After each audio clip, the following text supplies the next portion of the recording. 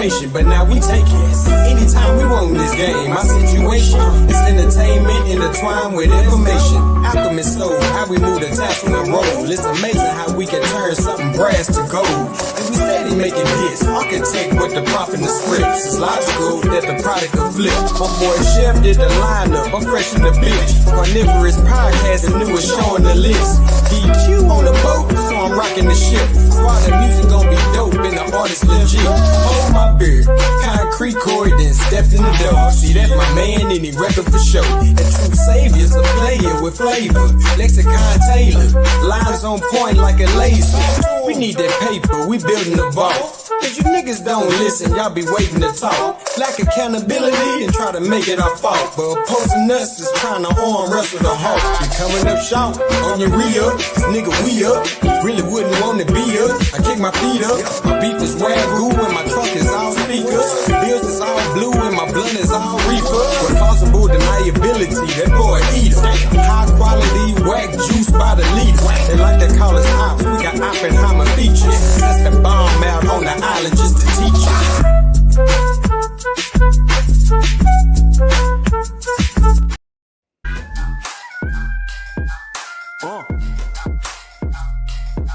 Yeah. DQ, baby. Check. Look, the fashion is clever, spectacular weather. I'm blacker than I ever been. Skisha patting some leather, ink and a feather. I plan some immaculate letters. My family stay with the gift, cause we rapping together. Like it's Christmas Eve, I just roll up my sleeve and drink a cup of hot cocoa while she rolling some leaves. Have you ever lit a blunt off a chimney log? Massage from a synagogue, leads foreign student with her friends involved. No, you haven't, so I ain't trying to have it. I'm painting pictures that's lavish, getaway log cabins. Amazing the magnetism, a magnet in all facets. Check my discography, baby, it's all classics. Feeling like Curl Baskins, surrounded by all this pussy.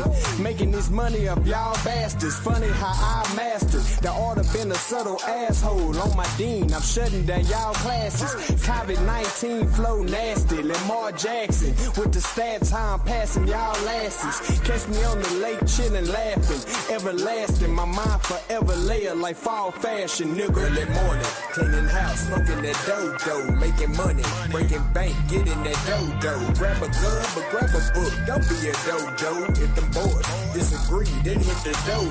Early morning, cleaning house, smoking that dough, making money, breaking bank, getting that dough. Grab a gun, but grab a book. Don't be a dodo. If them boys disagree, then hit the dough. Yup, and click the photo. The beat knocking like a piston missing in the Lolo. The chicks should know the mission is to get some more dough. And if the friction and the tension seem intentional, then it's a no-go. And as an OG, I'm telling them young brothers to be cool. They push bass and turn up high, like my EQ that's clipping in the whip. And they say, yo, shit clean, pushing 60 in the trunk. 415s, going blah-da-down, blah-da-down. About to bounce, I hit the gas and rip the engine out the motor mounts. Hit the house to go read Dr. Ben. Then this chick sent a text that said, lock me in. Hibachi grill, Wagyu beef, Lil Kobe slice, late night demo tapes like Lil Homie nights. I text back at 4 a.m. while your girlie yawning, cause she think it feel better in the early morning. Early morning, cleaning house, smoking that dough, making money, breaking bank, getting that dough. Grab a gun, but grab a book. Don't be a dodo. If them boys disagree, then hit the dough. Early morning, cleaning house, smoking that dough, making money, breaking bank, getting that dough. Grab a gun, but grab a book. Don't be a dodo. If them boys disagree, then hit the dough.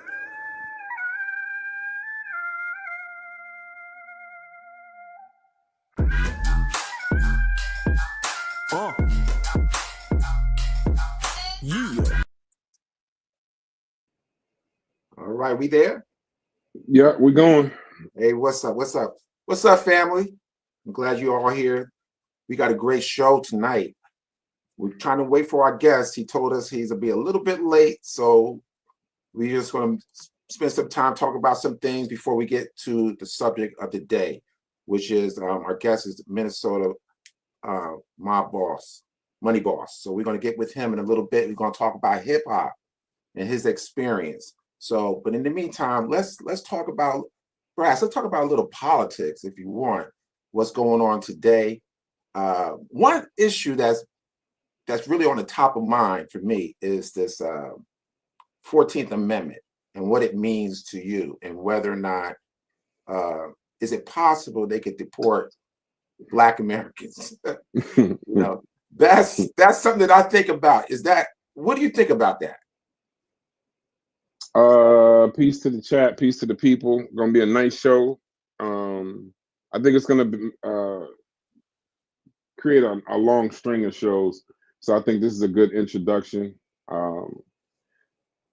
Shout out to my brother Hits, my brother Logic, my brother DQ, my brother Carnivorous Podcast, Corey and Chef. I don't know. I had this conversation with somebody else, and well,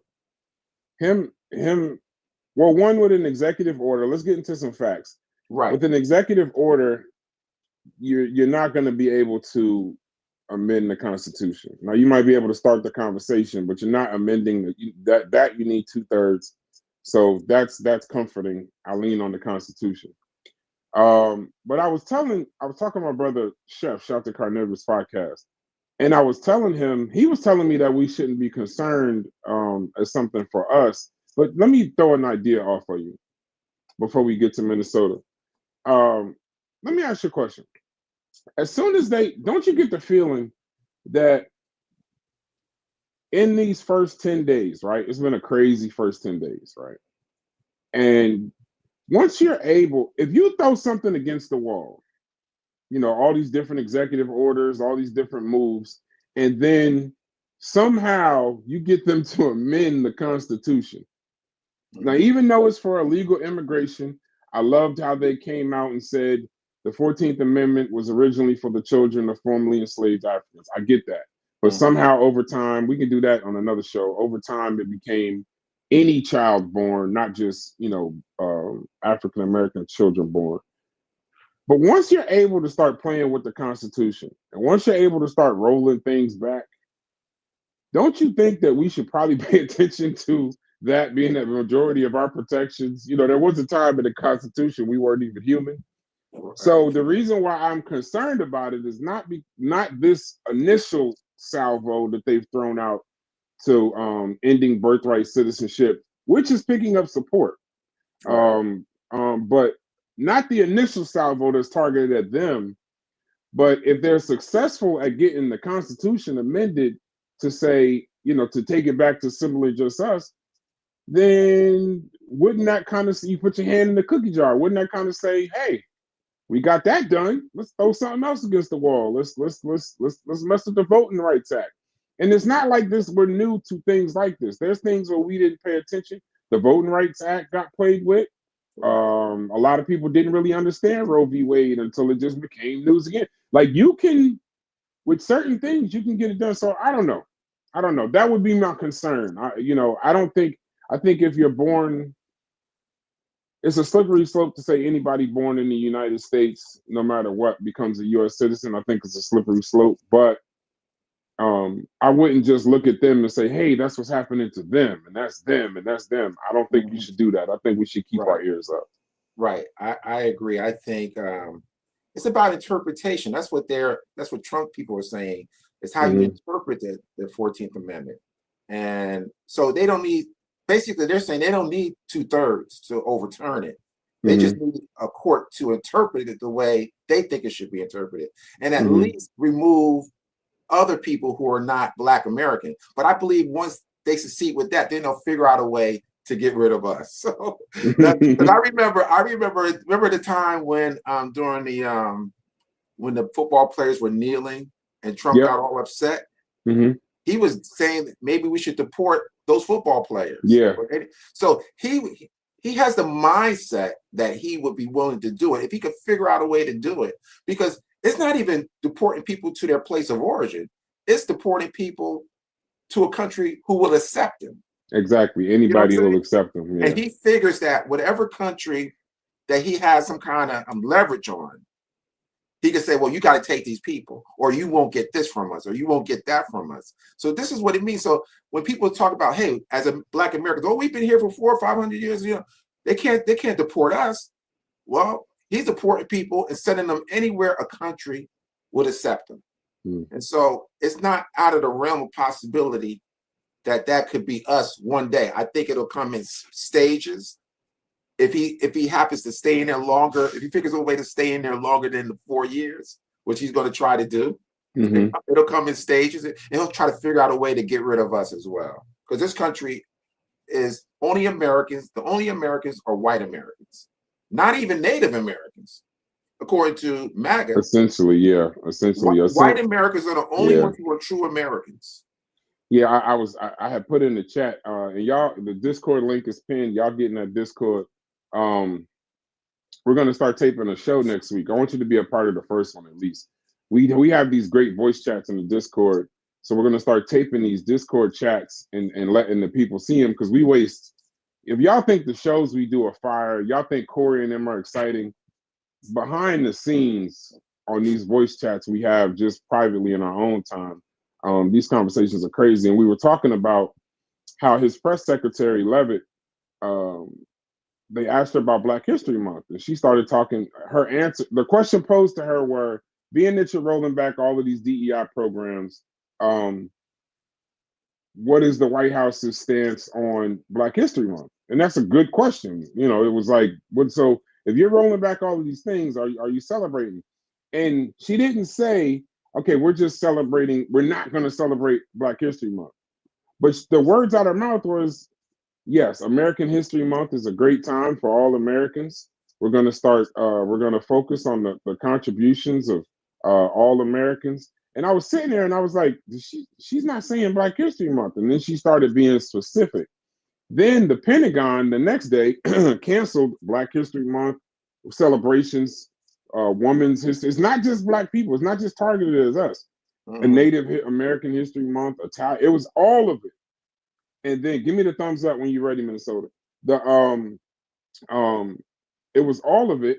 And then yesterday, Trump put out a press release kind of walking it all back, saying, you know, the contributions of Black History Month, and Black History Month starts today. So, you know, as a matter of fact, happy Black History Month to everybody. It is the 1st of February. But I don't know, Truth. I don't know where I stand with it. Okay, I don't know where I stand with it. Some of this stuff is it's kind of kooky to see what to pay. I pay attention to all of it, but I'm paying close attention to, I mean, that's a whole nother show, but what the access they gave Elon Musk to the Treasury, that stuff like that concerns me more than, you know, smoke screens off to the right. You know, RFK's confirmation was hilarious. Hegseth's confirmation was hilarious. I told them I couldn't sit in a meeting and listen to RFK for longer than 3 minutes, bro. Well, his voice is irritating.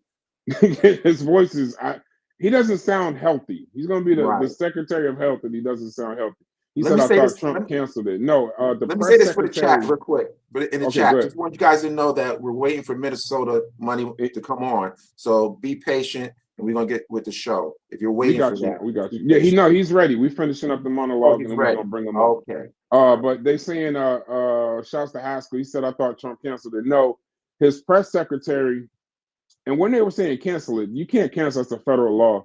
But they're talking about celebrations in the White House and the administration. So the Pentagon, the White House, the floor, and Supreme Court, all of that. Nationwide, you know, you necessarily can't stop it. They can stop programs that they fund. But if your school or your teacher decides not to teach on Black History Month, that's a choice that they made. No, not necessarily. And that's something crazy. See, this is a great, we need to do a separate show one day this week. You got to tell me when you're free so we can just have some good conversation. But what we are here for today, my brother True Saviour introduced me to this guy, Minnesota Money Man, boss. And when and here's the crazy part, right? Sometimes when I do content, I don't know when people call me into these meetings, hey, I want to do some content. Hey, I like your show. Most of it, 90% of it is stuff that I would never talk about. We actually had a lady that wanted to talk about the forecasting of the almonds in California after the wildfires. And I said, while that would be a great show, I have no interest in that show whatsoever. Peace to you, Malik Bey. And so, but then Truth every now and then, very sparingly, will say, "Hey, I got somebody I think you need to sit down and talk with," and he's been 100% on Bustetto, different names like that. I got you, Haskell. And he introduced me to Minnesota. So now I'm sitting here. So he asked me, he said, "Who's Minnesota?" I'm like, "I heard this name before, right? I don't know who it is." And then all you got to do is Google the man's name.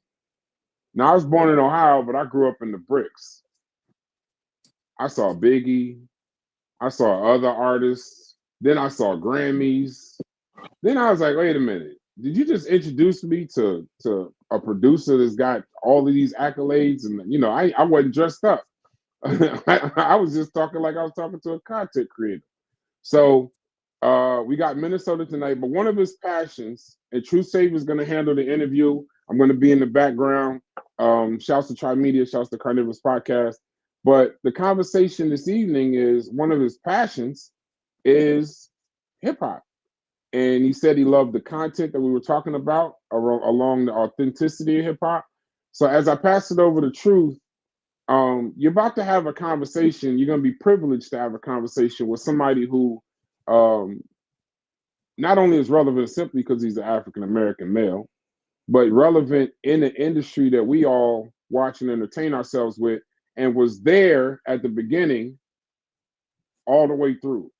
So I'm going to hand it over to you, my brother Hits, Minnesota. Thank you for blessing the platform. This won't be the only show, so we don't got to give them everything this show. But right. yeah, we don't got to give them everything. Right. But Thank you. I appreciate you, my brother. Coming from a set of gratefulness, from a point of humbleness. True Saviour, take it over. I will be here, but I'll be in the background. Thank you. Thank you. Thank you for having me on the platform. And thank you so much, Brass and Tri Media, for hosting this particular interview. And I want to introduce to some and present to others who may not know him, but I'm just going to read this off real quick. It's a Grammy Award winning producer artist in the hip hop and rap genres. He's known for his work with Money Boss Players, and producing tracks for artists like Notorious B.I.G., Lil' Kim, and Ja Rule. The list goes on and on. The accolades goes on and on. And so for those who don't know, this is my good friend. Just met him not too long ago, but he's a good friend of mine. Minnesota Money Boss. Glad to have you. Thank you. Thank you. Thank you, comrade. Great. And if you want to say something about yourself, you're more than welcome to do that. Hey, I'm born and raised in the Bronx, and as a child, my first memories, 169th and Boston Road, where Flash played music. From there, we moved to Queens for a year. That didn't work out. We moved back to the Bronx to 183rd and Southern Boulevard, which was 183rd Southern Boulevard, Crotona, Prospect, and then from there to Soundview. And then we'll get into it. So I'm born and raised in the Bronx. So I know when people see the name Minnesota, it throws them off, like, So right. Well, how did that name come about, first of all? It came about in the crack era. In 84, the Puerto Ricans from my block, which is Soundview, were at war with the Puerto Ricans from Cyprus, and they were fighting over girls. They were really trying to kill each other. So my government name is Mark, and I was standing next to my Spanish friend Mark. And when the guys from Cyprus came to fire on him, a guy named Bimo, he just said, "Minnesota, hit the floor." And the name stuck. I mean, I almost died in the gunfire, but I'm still here to talk about it. So the name stuck. Everybody laughed after it was over. I mean, we lived through some turbulent times growing up in the East Bronx. Wow. So let's get right into because I know why you're here. You're here to talk about this 50-50 controversy. So you tell me, what is it about the 50-50 controversy that irritates you the most? After watching it, with crime, there's always motive and opportunity. So I watched it, and I got interviewed by the guy who's like at spearheading it. Mm-hmm. And I started to notice something was wrong. It's a fairy tale. It's a fantasy. It's a lie. We were not 50-50 in the Bronx so far as hip hop goes. So, within our culture, we start things and we throw them away. And breakdancing was one of those things. In 1976, black folks got up off the floor. We started wearing leaf suits with writing on it and matching Pumas. And the Puerto Ricans stayed on the floor. And much love to them, because that aspect would have died if it wasn't for them. But this whole argument is for the inception point. Right. So I want to talk about what I've seen inception point wise. Okay, well then let's start with let's talk about in terms of when did you feel hip hop started in your mind, inception wise? What did you feel that actually started? What year, where? Basically? I want to say 75-ish, 76. My mother and my aunt, when I was a little boy, they were always in the parks because they would buy the big tray bags of marijuana and they roll their joints up, and they couldn't smoke in the house with my grandmother, so they would go downstairs and they would smoke in the park. So as a baby, I was in the park, and what I would see in the park wasn't hip hop.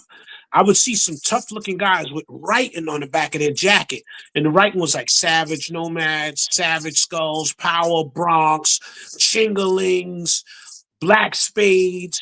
All of these, it was just different sets, different crews, different gangs, and it was no way that you could have brought music out there to be around these type of people, because these were basically street people for the time in the 70s, vicious people. Right. So what do you think? Let's be particular or specific. What do you think the end game is for people like Dr. Cologne and Fat Joe? What do you think they're trying to achieve? Museums generate billions of dollars.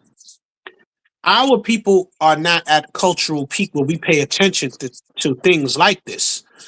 So, if I can attach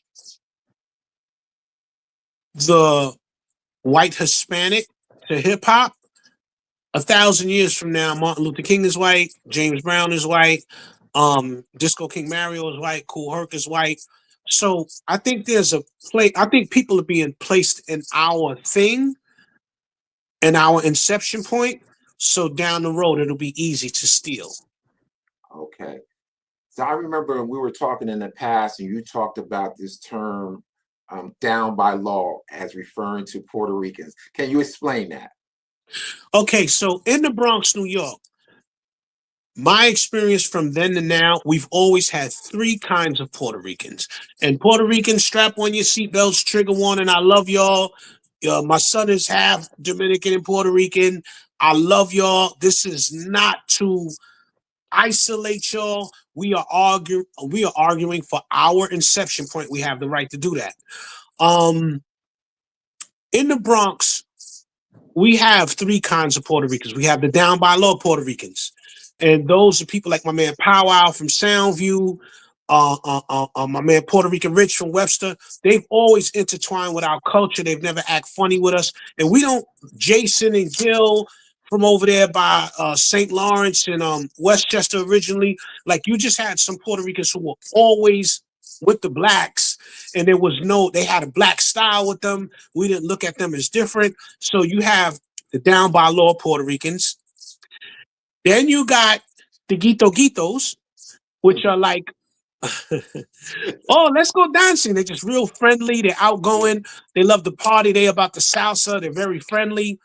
And then you have the white Hispanics. And the white Hispanics, they could be Dominican, they could be Puerto Rican, and they like, I ain't no black, and they don't mess with us. They are separatists by nature. Okay. So we've always had that in growing up in the Bronx, New York. But it's gotten to a point now where that's not even strong anymore, because our families are intertwined. Right. Black men been rocking for the past 50 years, so everybody's getting a little darker or a little beiger. Yeah. So I did a video not too long ago talking about the dominance of Black American culture in the 70s. I'm from Newark, New Jersey, so I know what that's like, and I'm sure it was like that in the Bronx as well. That the African American or Black American culture was the dominant culture, even though it was Puerto Ricans in the mix. But in terms of fashion, in terms of language, how did you see Black American culture in the Bronx in terms of whether it was dominant or not? Well, it's always been dominant, whether positive or negative. When we start the thing, others follow. You Right. have Puerto Rican Crips and Bloods in New York City now, and that's based on when we tend to get with something, people follow that thing. Mm-hmm. So whether it's positive or negative, whatever we end up doing, whether we throw it away, whether we keep it going, others join in. But it's always us at the forefront, and that's based on our DNA, our mRNA, our epigenetics. We've always been the creators. And, you know, I just want to say something to you. Why not come for German music? Right. Why not come for Afrobeat? Why not come for all of these different styles of music? Why hip hop in particular? Because hip hop is that infinite circle. It's the 360 degrees. You could do rap Italian, rap German, rap Russian, rap African, rap Brazil. Right. And people want a part of this thing because down the line, they can't say, nah, they did that by themselves. They can't allow that. So what I understand now is it's a play, it's a theft in progress. Okay. Yeah, but that's exactly how I see it. I have a friend of mine, his name was Malik Bey. Shout out to Malik Bey if he's watching. He always said they're walking amongst giants. This is why they're trying to take it, because we're the giants and they're walking amongst us. And that's the way I see it. And I agree with him. You know, now okay. Have you ever, in all the jams that you went to, ever heard salsa music being played at any of the jams? There was one break that Jazzy J used to cut up. Lightning Lance, Cool Clyde, I think it's called Mambo Number 5. Okay. But with breaks was about the good part, the dance part. It had nothing to do with the conga, as oh man, Dr. Cologne with the conga and the timbales. Right. As a child who loved music, and everybody, I got a whole neighborhood that knows, like, before the crack era came in the 70s and going up into the 80s, I was a young DJ in the neighborhood. It was me, my man Mike Teef up on Beach Avenue, DJ Eazy-E, who passed away during the crack era. He was the biggest DJ. Cool Clyde, Lightning Lance. I know them, but I've never got to intertwine with them and DJ on their set or nothing like that. Easy LG is from our neighborhood. So my side of the Bronx, we were all under a guy named Zulu Tone. So it was just us, man. And when I say it was us, you had a lot of, God bless my man Derek Coleman. He was another person that knew how to cut.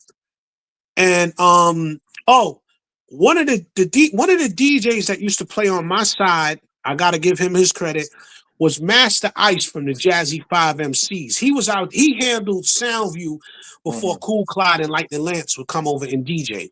So and then Mario would play in the big park. So at the spear, at the tip, the front of the spear was Indigenous, Aboriginals, African Americans, Moors, whatever you want to call us. It was all us. Okay. All right. So now there seems to be this misunderstanding amongst some in the Puerto Rican community who are trying to say that our message is that they weren't there at all. We know that Puerto Ricans were in the neighborhood. We know that. But they want to make this argument about, we're trying to say they weren't there at all. And that's not what we're saying. I'm sure that's not what you're saying, but we're saying the predominant group of people that were there were clearly Black Americans, right? Clearly Black Americans. I want to tell you a story about my friend Big Pun, because I grew up with Big Pun, right? Okay, good. And Yeah. his uncle Wimpy, I have to bring up Wimpy. Wimpy was our baseball coach, right? And his sister, Wimpy and his sister Angie. First of all, Pun is Puerto Rican and Cuban, right? Because his uncle Angie and Wimpy are clearly, they got some color to them. His cousin Booby and Jamie is darker than me. Wimpy, whatever he did with the Cold Crush so far as carrying records and being with them, Wimpy was the first one to start recording the jams when they were doing them. So, hey, Puerto Ricans, look, you got Tape Master and you got Wimpy, because Wimpy influenced Tape Master. So Wimpy started making copies of the Cold Crush and was selling them, because I grew up on a dope block, and when I got to Soundview, it was the biggest heroin block in the Bronx. It was 170th in College and Soundview, Commonwealth and Randall. Wimpy started selling these tapes to the dope boys, and when Tape Master started to see Wimpy making money doing it, Tape Master took it to another level. He had a spot in the flea market where he had all of the jams recorded. You know what I'm saying? So that was the beginning of selling. Before a mixtape, that was somebody be downstairs with a big radio playing Grandmaster Casnum. It's 1981, and before the year is done, that was the beginning. So in that aspect, I'm trying to say this. When you start to look at people like Joe Conzo, when you start to look at people like Pun's Uncle Wimpy, and this is not to badger them, they did play a part. They were there recording and taking pictures because they wasn't at the focal point of the culture.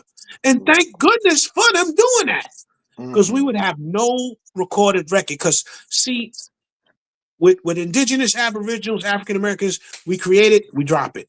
We create it, we drop it. We create it, we throw it away. We get over it fast. It's like with breakdancing. Right. When I was a little boy, I saw black people breakdancing, and I'm gonna tell you what happened in 1976. We started getting fresh. I got new Pumas on, a new lease suit. I'm not getting on that floor no more. The Puerto Ricans stayed on the floor, and thank them for that, because they took breakdancing to higher levels. Because we was done with it. It was over. Right. I agree. So would you say that Latinos moving into breaking was like 76, 77? Would you agree with that? Yes. Because I, when you listen to interviews from Charlie Rock or even Cavs, when they talk about Puerto Ricans moving slowly into hip hop, but then it's definitely breaking, they say, 77, 78, they give those years as them moving into it.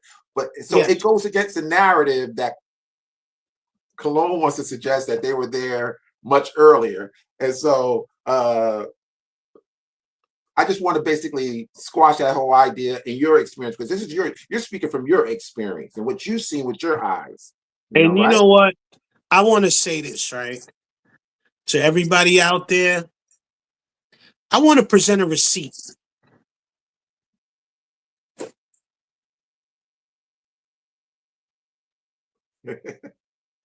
This is a book by a man named Willie Estrada documenting what Puerto Ricans were doing in the Bronx in the 70s. This is a receipt. I'm going to ask Brass to show a few pictures if you want me to. Yeah, you can show some pictures. So the book is called The Dancing Gangsters of the South Bronx, The Rise of the Latin Hustle. So my question is this. If you had a hustle, how come you had to have a Latin hustle? How come it just couldn't be the hustle? Is it because maybe you saw it and you always wanted to come up with your version? So, very important. I watched Dr. Cologne's video the other day, and this is not, mind you, this is not to badger him either. But it's a little clip with a Puerto Rican dude saying, yo, I was in the Remy, I was in this one, I was in that spot, I was in Broadway International, I was in Bonds, blah, blah, blah.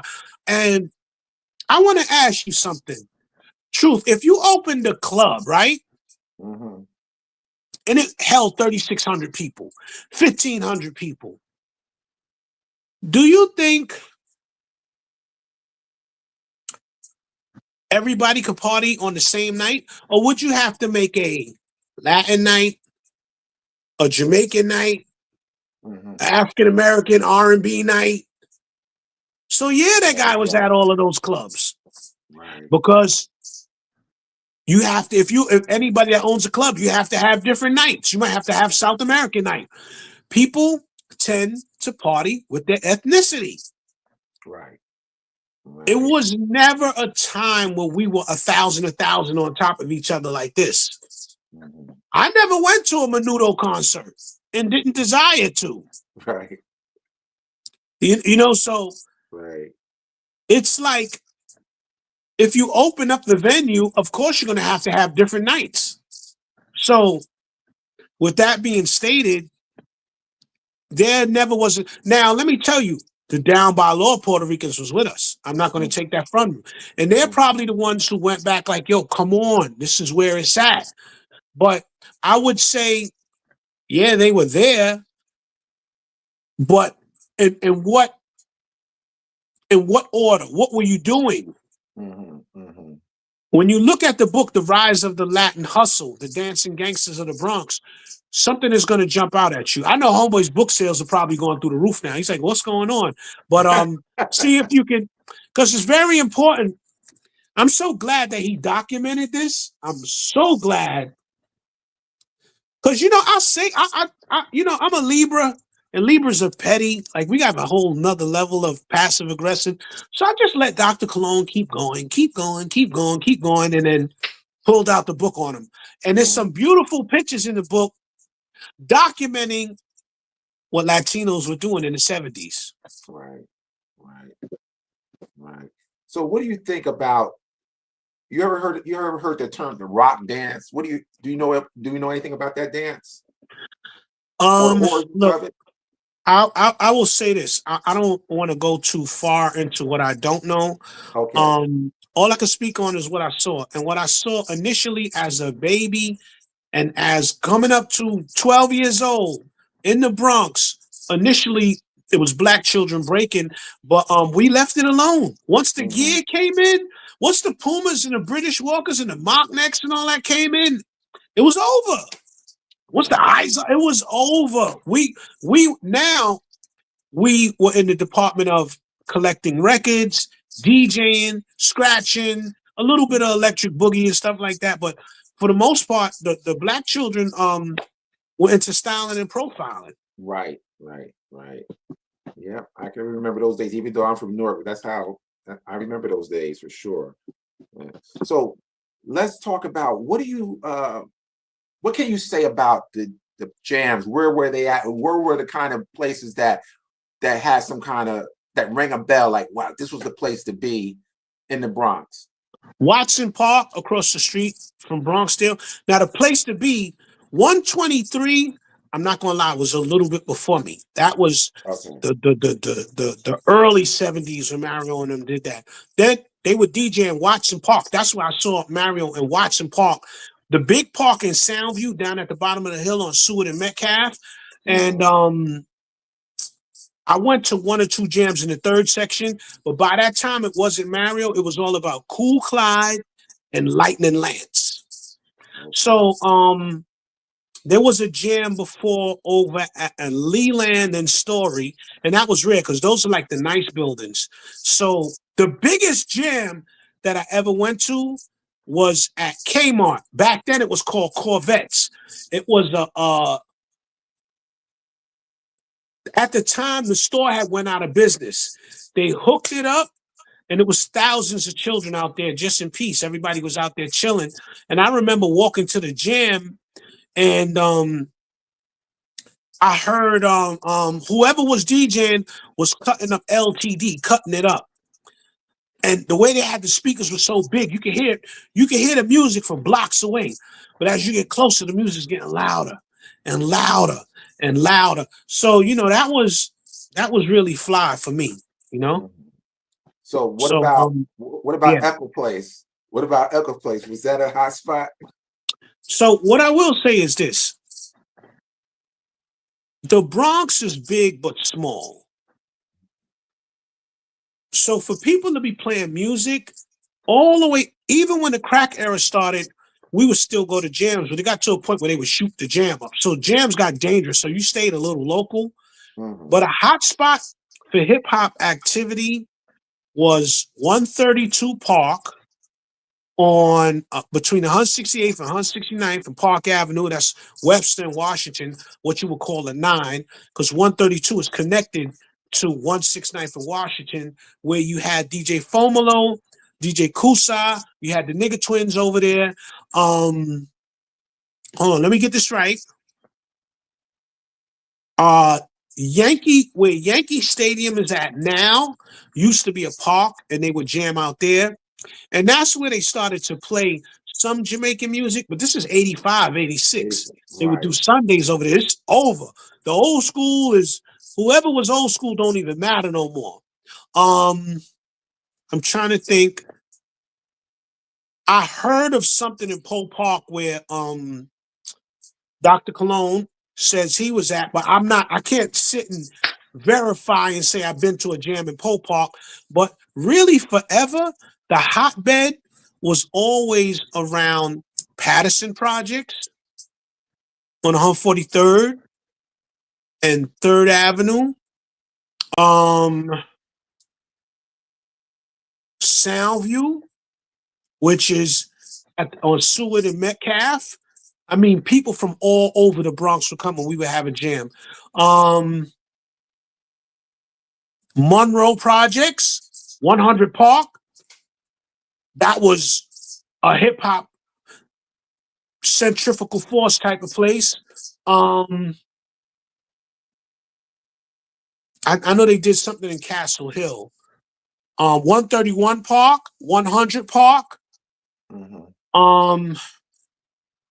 Before I moved to Soundview, they did jams over in 118 Park, which is over like around where the Chingalings were. That was like by Mapes Pool, 180th, not off of Southern Boulevard, but I get the blocks mixed up, so I don't want to call out the blocks. And that's where you would catch Grandmaster Caz down there, 118 Park.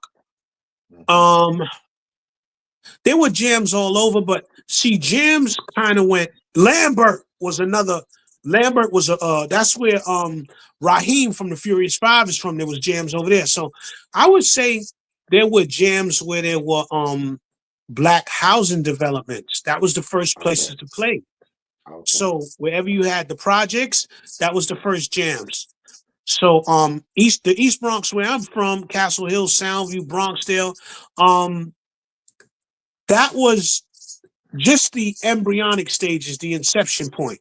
And then Bambaataa, see, when Bronx River did it, see, when you start to talk about hip hop, and I'm from Soundview, so I'm from the drug block. It was a drug block in the 60s and the 70s.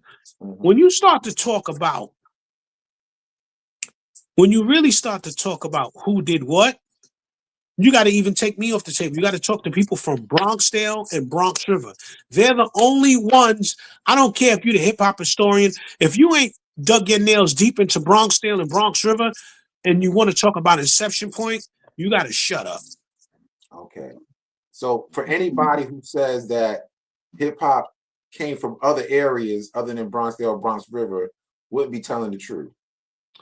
Well, look, here's the thing, right? Kool Herc's sister was dating a black spade. Because I got elders and I'm waiting for them to come on and just tear it out the frame. Kool Herc's, according to them, Kool Herc's sister was dating a black spade, and he was coming over to the East Bronx and seeing what Mario was doing, and then got cool with Mario and took the idea over to the other side. It's just that he's a little more documented. They got footage of him. So I'll tell you what I heard from my elders. Herc stepped up when Bam caught his troubles because he didn't want hip hop to get thrown to the wayside. Okay. All right. I got a cue to take a commercial break, and so we're going to be right back. All right, just hold on for a second, Minnesota.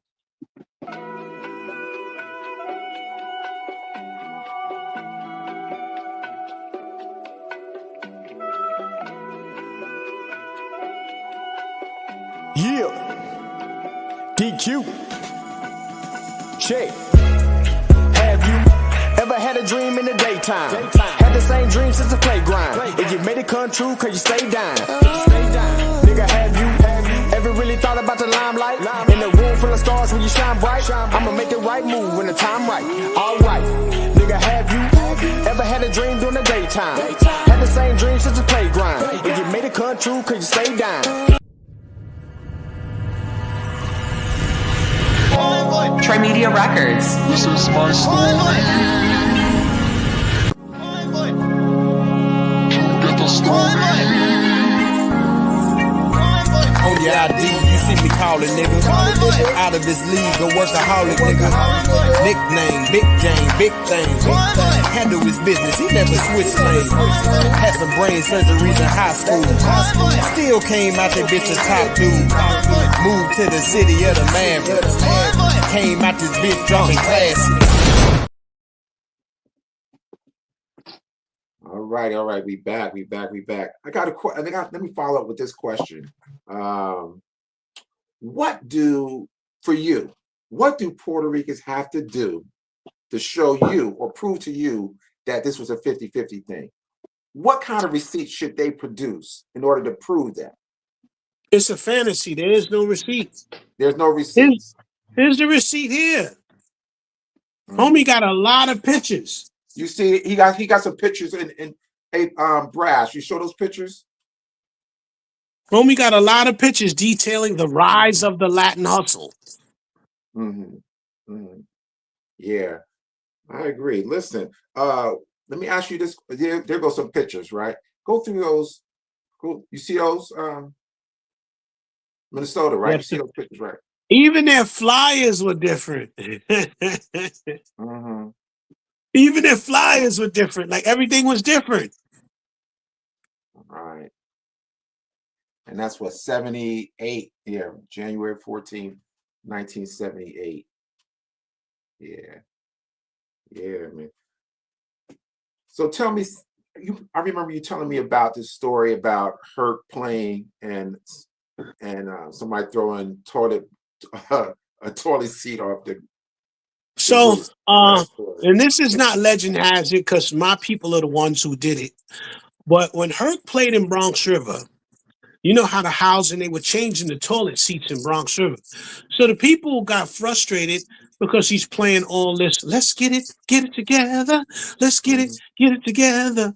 So my people went up to the roof and they were throwing toilet stools off of the roof. So he got on the mic, he was like, yo, I'll play Apache.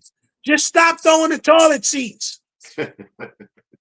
He's a disco DJ, and there's nothing wrong with that. But how are you, the merry-go-round guy, if you don't know to play Apache in the 70s? Now, that's a controversial statement you just made, because some people would say that's blasphemous. Call Herc a disco DJ. How do you come to that conclusion? Hey, look, I'm going to say this, right? The DJs that, let me tell you something, right? The hip-hop DJs that lasted, that I know that rung bells. Now, you had these names like Mario. You had these names like, hold on, I want to say Mario. You want to say Cool Herc. But the real hip-hop DJs that cut up the short shots was Jazzy J, Red Alert, Africa Islam, another DJ named Kenny Ken, Cool Clyde, Lightning Lance. They were the ones cutting in the parks. Wow. I'm talking about park jams and stuff like that. So, right. And yo, look, see, here's another thing about the 70s. The great misnomer, listen, nobody had no money. In the 70s, you was a big deal if you had $40 in your pocket. If you was getting allowance, if you were packing bags, selling newspapers, we were children, and hip hop was a children's culture. I mean, if you was like, when I first saw Stanley, I had to be about 6 years old, 5 or 6 years old, and Stanley stood out because all the girls liked him, and he had green Pumas on, bro. I mean, I know that sounds like nothing now, but for back then, that was the biggest of deal because remember, black people in urban areas outside of Harlem, because Harlem always had it going on because they had some different kind of things going on down there, money-wise. But he had green Pumas on. This was like Yeezys in 1889 or something. Like, what are those on your feet? And he stood out because all the girls liked him. He had a big red afro, hazel eyes, and he had it going on with the girls. So as a child, we looking at him as a light bulb in the jam. But what we're doing, we're in the background playing tag and doing whatever we do as children. But see, the thing about it, it wasn't even hip hop. It was just, first it was, oh, they got the music outside. Right. It didn't have a name. Then it was, oh, they throwing a jam. And then that became the how we defined it.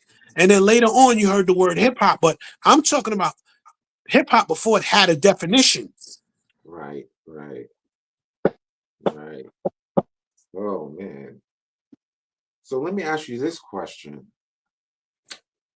We talked about it before. What do you think about this thing when every time we create a genre, they add Latin to it? So like Latin jazz, Latin hip hop, Latin funk, Latin soul, Latin hustle.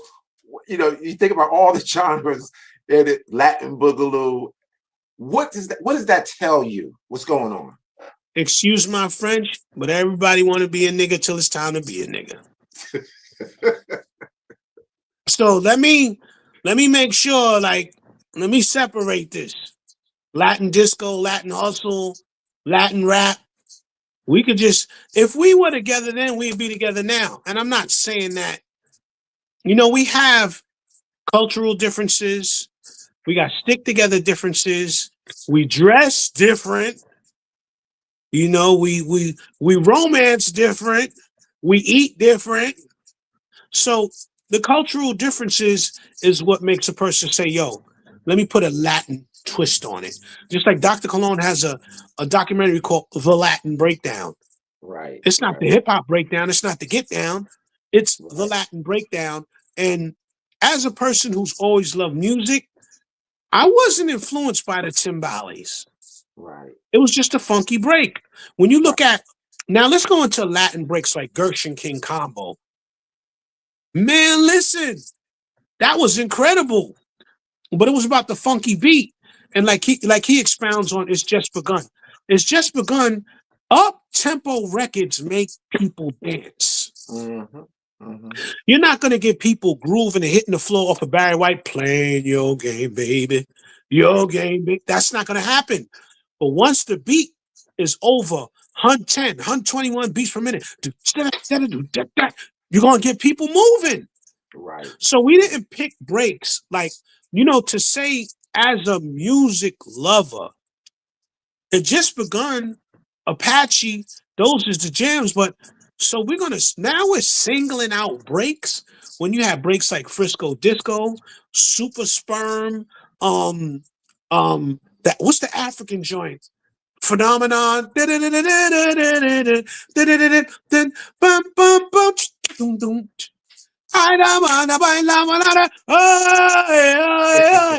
was a bunch of breaks that people got down off of and was breakdancing. So now we're singling out the Mexican, right, Apache, and it's just begun. Right. That's not how it works. It never worked like that. So this is, Latin people, strap your seatbelts on. This might be the Latin delusion.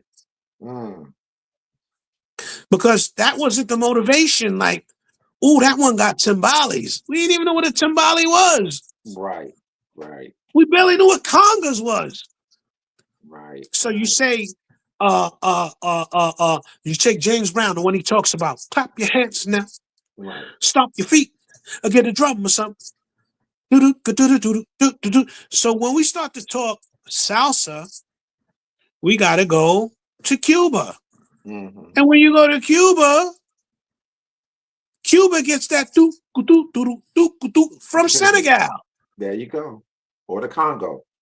There's records, you will hear salsa records from the 40s from Senegal that sound just like El Gran Combo, with somebody coming on the record talking about unga bunga bing. A bunga bunga bunga.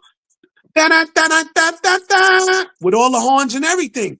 Mm-hmm. So what's happening here? I'm going to tell you what's happening. If I can interject the white Hispanic as a co-creator, 1,000 years down the line, I could be like, yo, what's the niggas who made Walk This Way? Elvis Presley started rap. We were influenced by Ruben Blades and Willie Colon. That's what this is, man. And it's no, like I say, I love my Puerto Ricans, but I need the Puerto Ricans to gatekeep. And the Puerto Ricans out the East Bronx is like, from my neighborhood, they're like, yo, we didn't create it. What's going on? Mm-hmm. It's so divisive. Right. It's super divisive. Right. So Echo Place is a block. Mm-hmm. Echo Park is not an area. The Soundview area, you have so many different Section 8 housing developments, HUD, that if something catches on and it's fun, it's going to spread like wildfire. Now, I have to go back to the 70s because before whatever happened with that gang truce, and people still got murdered after that gang truce. Right, that's true. But for the people that upheld that gang truce between my area, which was the Black Spade area, and the South Bronx, which was like the Ghetto Brothers, the Javelins, the Savage Nomads, Savage Skulls, when they called that truce in my area, something else started to happen. And it was safe to bring music outside. Because you couldn't, and then I guess it dwindled out. Maybe dudes got jobs, started having babies or whatever. But when you start to, I'm going to expose the lie like this. You go to YouTube, you punch in 80 blocks from Tiffany's. You're going to see an hour of what Blacks and Puerto Ricans were doing in the Bronx.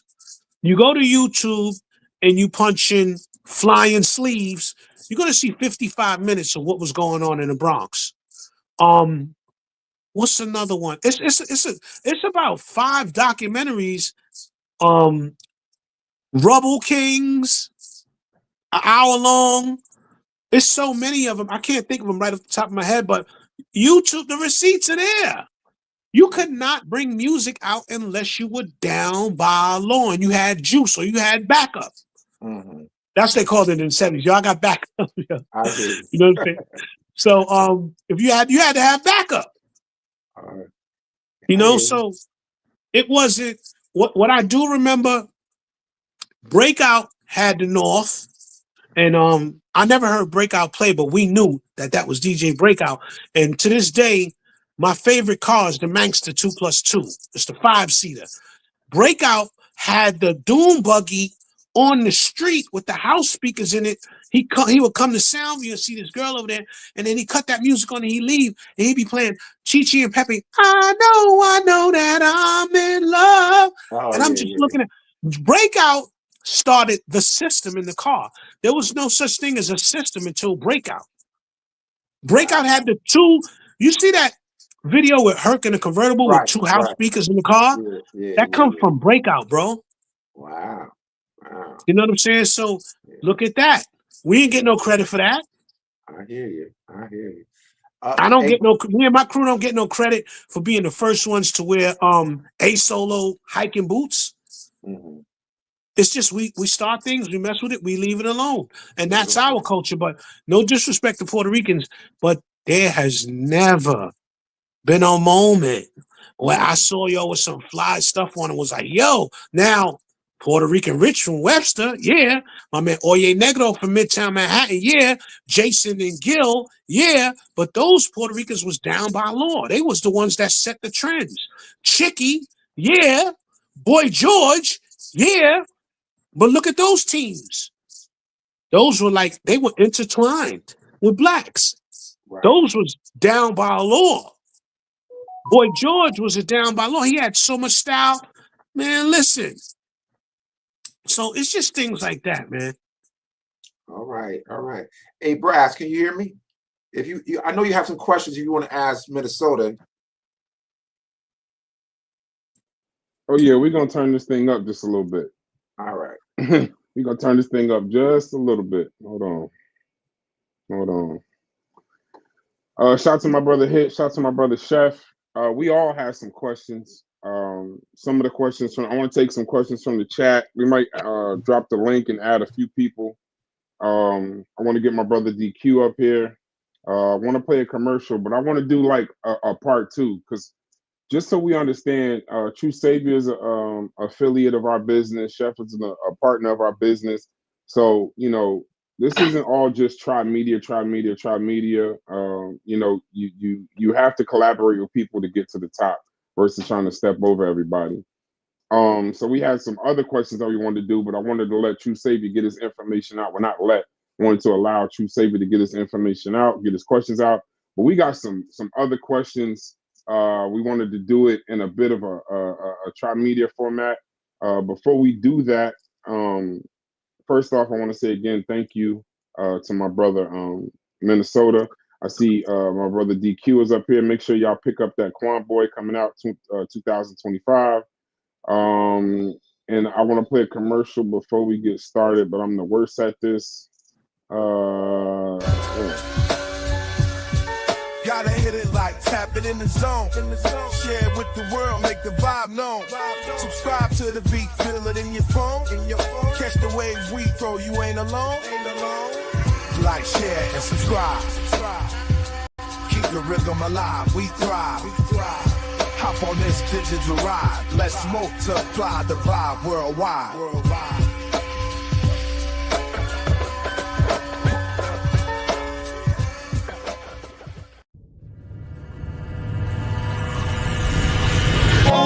Trimedia Records. This is my story.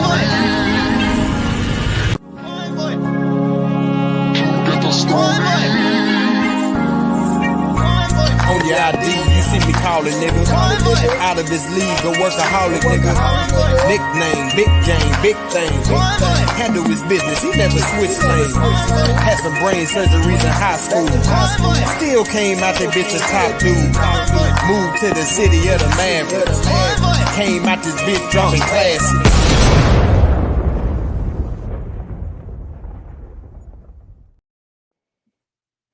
All right, cool. So I got my brother DQ in here. So now Minnesota, or DQ, talk to the people. Yes. What up, everybody? Hope everybody having a blessed night. Man, salute to Minnesota. Salute to True Saviour. What up, King? Glad to have you back on the panel with us. Man, I'm good. I'm just soaking in the information, man. I love hearing from further masters of their craft, you know, explaining the history, and I'm loving it. I'm just over here soaking up information. I'm a student of the game, I'm an artist myself, so I'm loving it, man. What up, Brass? The king around this thing. What up, baby? Hey, Donald Trump got people not wanting to be kings. I ain't never kingmaker. Kingmaker. I don't want to be no king. Donald Trump done turned king into a terrible term. So Minnesota. Yes, sir. Now we about to put you on the hot seat. Okay. So we're gonna turn the heat up. Let's go. But before we do that, right? And I was listening to the interview. True Saviour, you do an amazing job as usual. You don't need to be told that. But my question is this: what? And I'm thinking of this from the chat's point of view.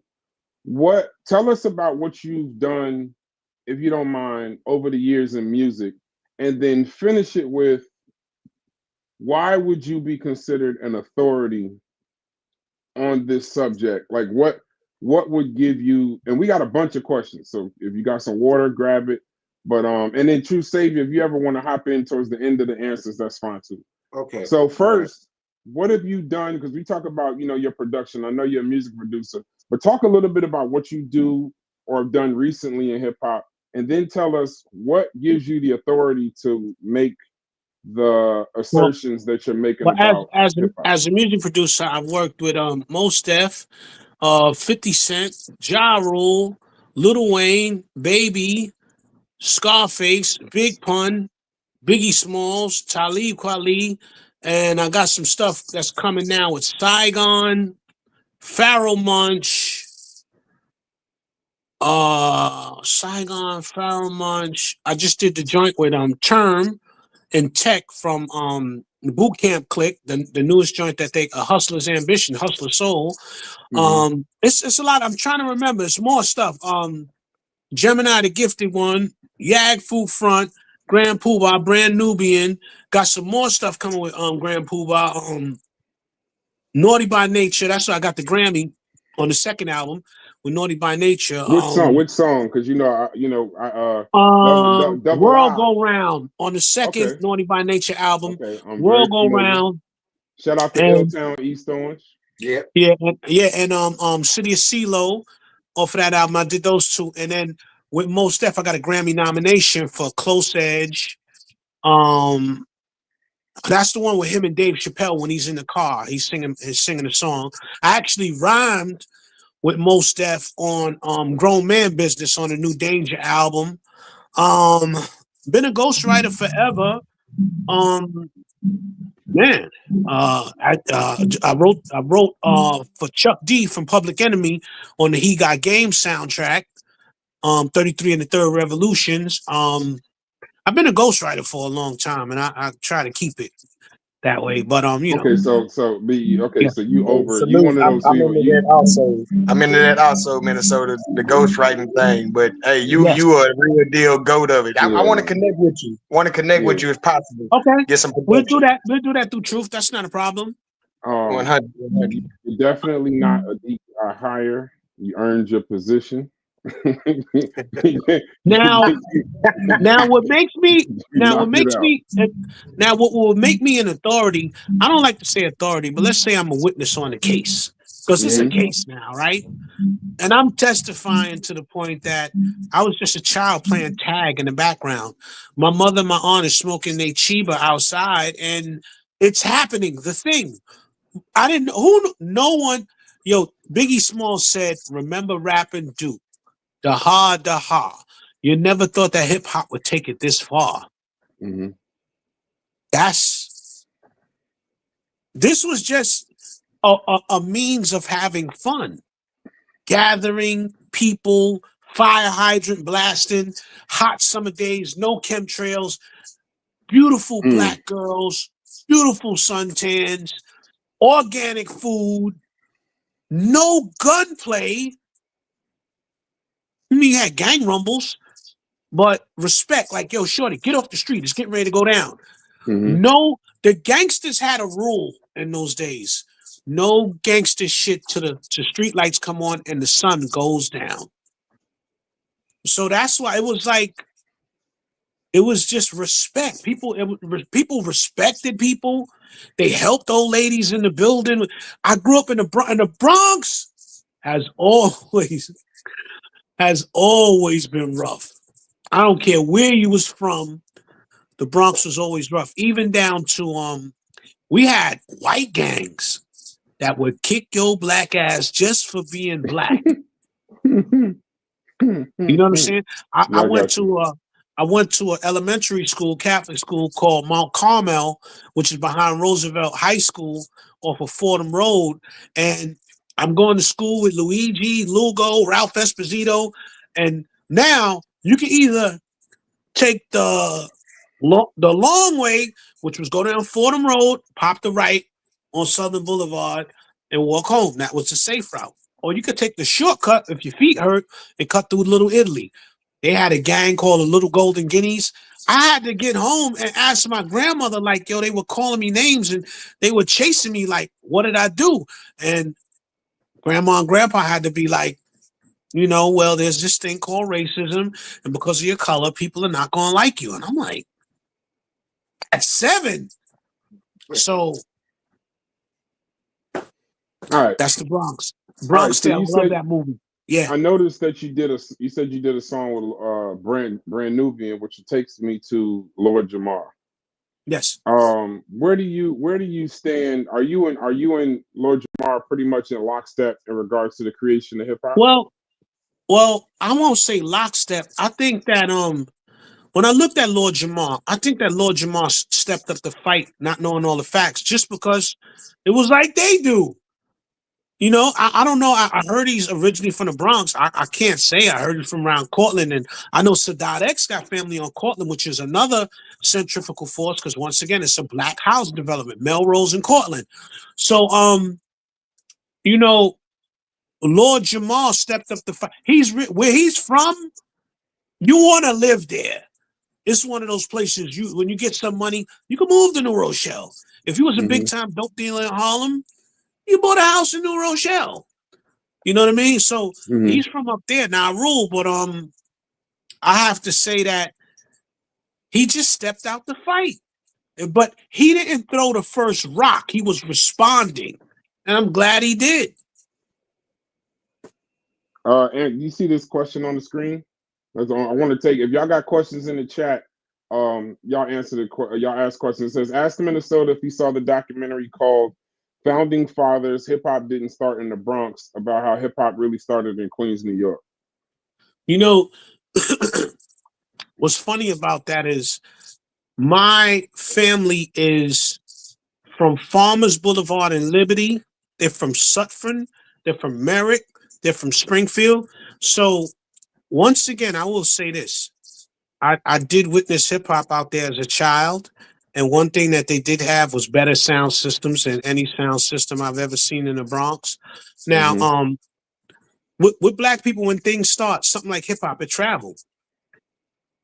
Ain't nobody in the Bronx had no fucking money and no good sound systems to that blackout.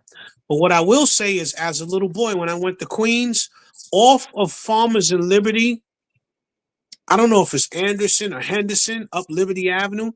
I was at a jam when I was little, like 8 years old, and on one side, they were having a sound clash. It was the Cypher Sounds crew and the Future Sounds crew, and they were just blowing each other out. I never saw nothing like that, but it doesn't predate what I saw in the Bronx. Now, our man did that video, and he did it kind of like, he was like, watch this. He was like, I'm gonna fuck with y'all. He was saying this towards me and Peter Guns, because at the time he was doing a lot of work with Peter Guns and Tariq.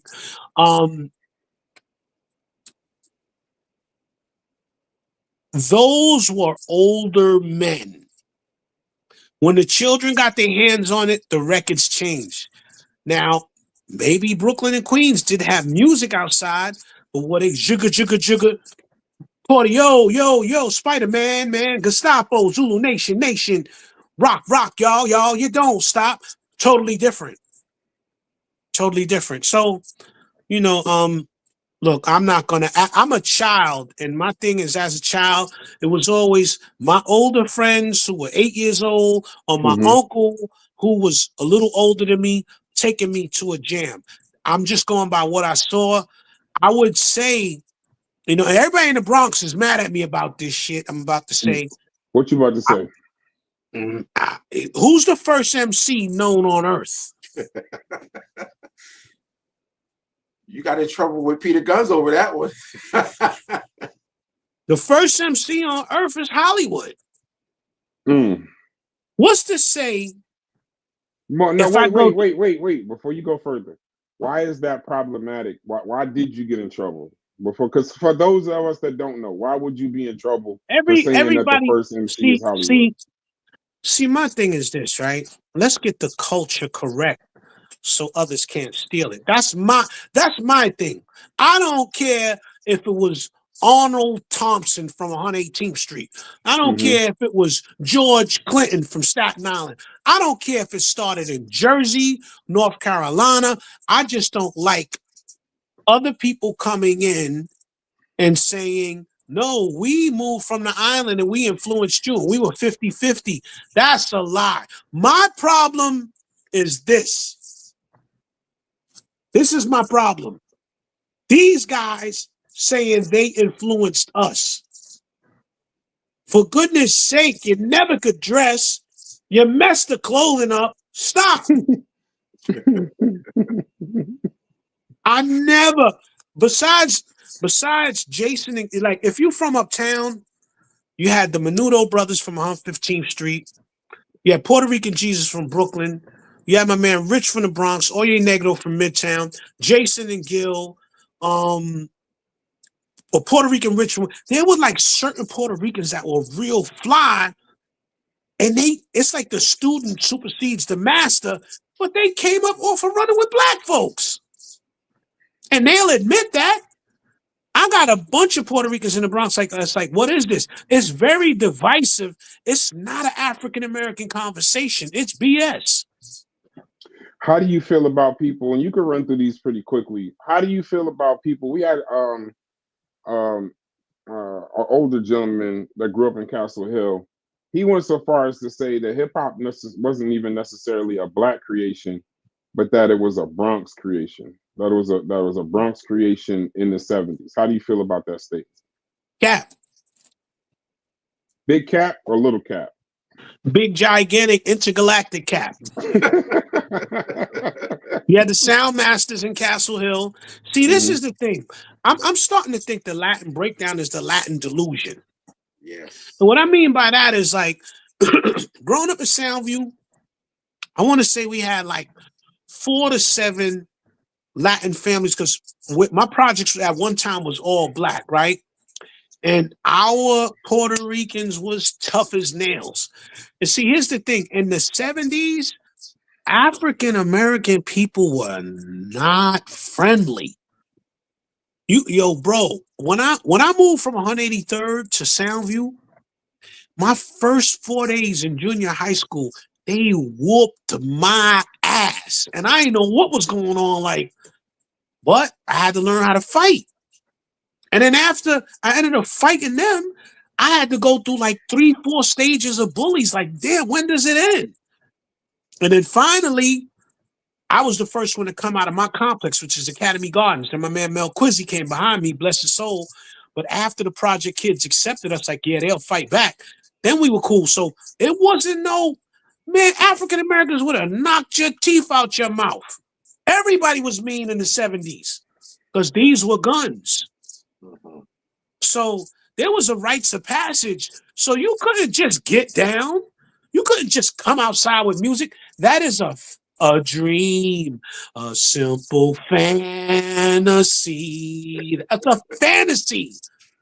I got to get you and DQ at the studio. You are very entertaining. that was fun. All right, so like I said, I'm gonna run rapid fire through these questions because some of my questions, True Saviour, he asked some of the questions that I asked already. So, there's a question on the screen. Do you think that there's an intentional, and a keyword intentional, do you think that there's an intentional effort to rewrite hip hop history to erase Black Americans from it? I'm sorry, I'm eating my Ethiopian food. Look up how much museums generate annually. And that's I want y'all to have some fun. Go look up how much museums generate annually. So, if the first hip hop museum in the world is in the Bronx, it's going to bring revenue. You're going to have people coming from Singapore, Sweden. People are going to fly in to see, certain people have always appreciated culture and history. Look at the names attached to the museum, and then look at the people. And Melly Mel, I'll fucking say it. Melly Mel gonna say it's Bronx culture. That's a lie. Grandmaster Caz already said Caz was there. So, see, this is the thing you got to understand. The elders had to sit back 40 years and watch everybody get paid off of something that was a hobby. And they're finally getting their just due. So Coca LaRock, why is Coca LaRock not? I don't know. He should have a part in the hip hop museum. So my thing is, I just want the culture to be right. Mm-hmm.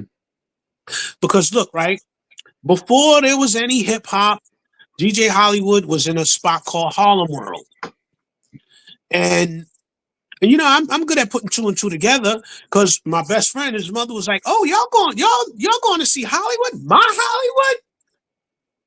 What do you mean your Hollywood?" So Hollywood been doing this. So here's the thing.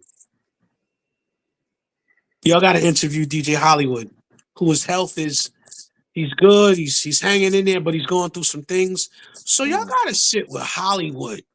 And I'm gonna get you Hollywood. Oh, yeah, I'm gonna call him and I'm gonna let him explain it to you. See, me personally, I'm born and raised in the Bronx. I love the Bronx, but I'm more for the truth than I am for the Bronx.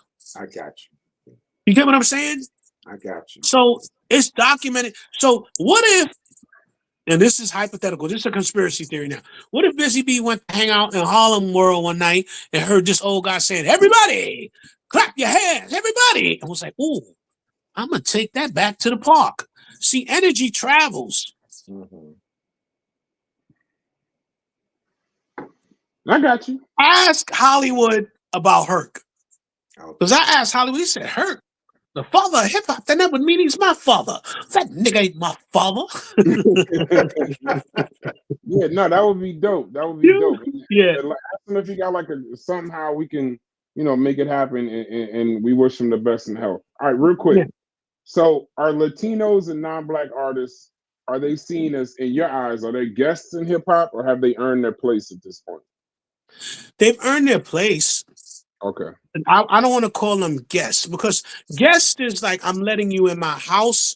And I want to say it went like this: African Americans first, Jamaicans second, Latins third, and I want to say Puerto Ricans third. So far as like the people who were. Oh wait, say that again. Don't gloss over that. African Americans first. African Americans first. Okay. Mario, FaZe, DJ Kenny Ken, Cordio, Africa Islam, Red Alert, Jazzy J, Jamaicans. And see, here's the thing: Africa Bambaataa. Hold on, let me bring it together for y'all. My friend Eaton from Class and Point. He saw me in one of these interviews. He wrote me on Facebook. He was like, "Minnie, what is going on?" I said, "Man, they trying to say that Puerto Ricans and Jamaicans started hip hop." He said, "Minnie, he's Jamaican." He said, "That's a goddamn lie." He said, "I got my ass whooped." He said, "When I first came here off of the boat," he said, "I had on high waters and I had on the wrong shoes." He said, "I had to lose my accent to be accepted." And he said, "I had to start dressing fresh." He said, "And I did all this for all these suckers to come doing reggaeton and all that now." He was like, "Man, listen." But what he's saying is, where Bronxdale is at, right? Bronxdale is in the 104.72. Soundview area is in the 104.73. It's all the Soundview area, but we're divided down the middle like a pizza by the Brooklyn Expressway, which separates our zip codes. This was it's close to 20 housing developments. No, maybe about 15 housing developments. And it's nothing but Black people in the area. Now it's a lot of Puerto Ricans and Dominicans, but back then it wasn't really like that. And back then, in the 70s, the Puerto Rican and white gangs were intertwined. So how did we? You gotta look at the Wanderers. You gotta look at the Warriors. You gotta look at a Bronx Tale. You gotta look at 80 Blocks from Tiffany's. You gotta look like Rubble Kings. You gotta look at it's documented. It's documented. They were doing a hustle. It's a fantasy. And what it is, man, listen, here's another one of my favorite books about my neighborhood. This is the area where Soundview started. I mean, where hip hop started. And Soundview, before it was renamed to Soundview, it was Class and Point. You got Class and Point Gardens is the first. Isaac Klassen is the person who purchased the area before the name changed to Soundview. And Klassen Point was the first housing development in 1941 or 1942 that used to be military barracks. So my neighborhood is rich in history because this is when Dutch Schultz went to hide out from the feds. He hid out in the Bronx, in the Soundview area, in the Klassen Point area. So look, all I'm saying is this, right? It's a fantasy, a dream. It's a dream because we have cultural differences, and till this day we're separated. Why? Where's the Puerto Rican African Bambaataa? Because we know that our cultures go like this. Where is the Puerto Rican Red Alert? And I don't mean to say it like that because look at the Cold Crush. They had two DJs. They had Charlie Chase and Tony Tone. But it's clear that Charlie Chase was running with the blacks to get down with the Cold Crush. And he must have been a good ass DJ. Mm-hmm. You know what I'm saying? Right. So, look, all I'm saying is this.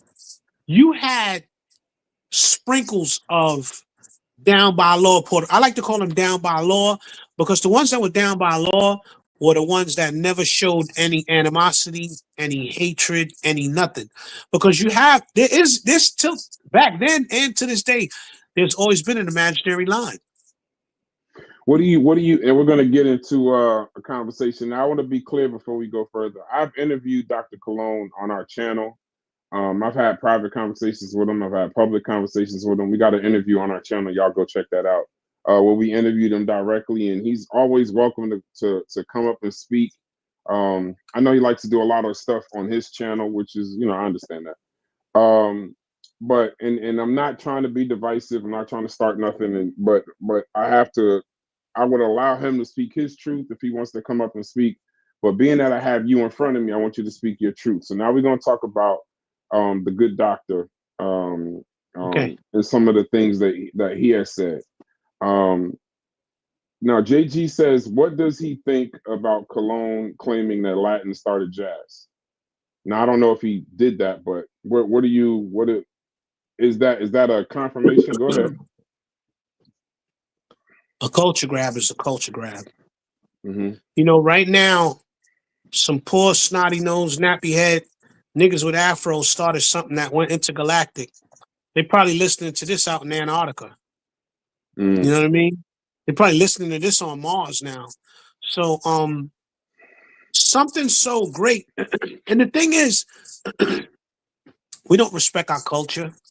We never did. I mean, look at what's in here now. Snotty nosed girls, $40 pussy music, venereal disease songs, and I gotta get a guy's money and sexual transactions, financial transaction for sex music. Mm-hmm. I'm gonna shoot you in the head 9 times. Like, we don't respect our culture. Clearly, we doing it for money now. The love would be like Talib Kweli, Common Sense, Mos Def, Pete Rock, De La Soul.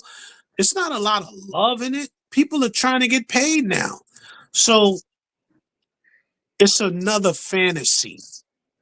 And I think that people have so much disdain for us, and they see that the way we treat things, they like, I'm gonna get that.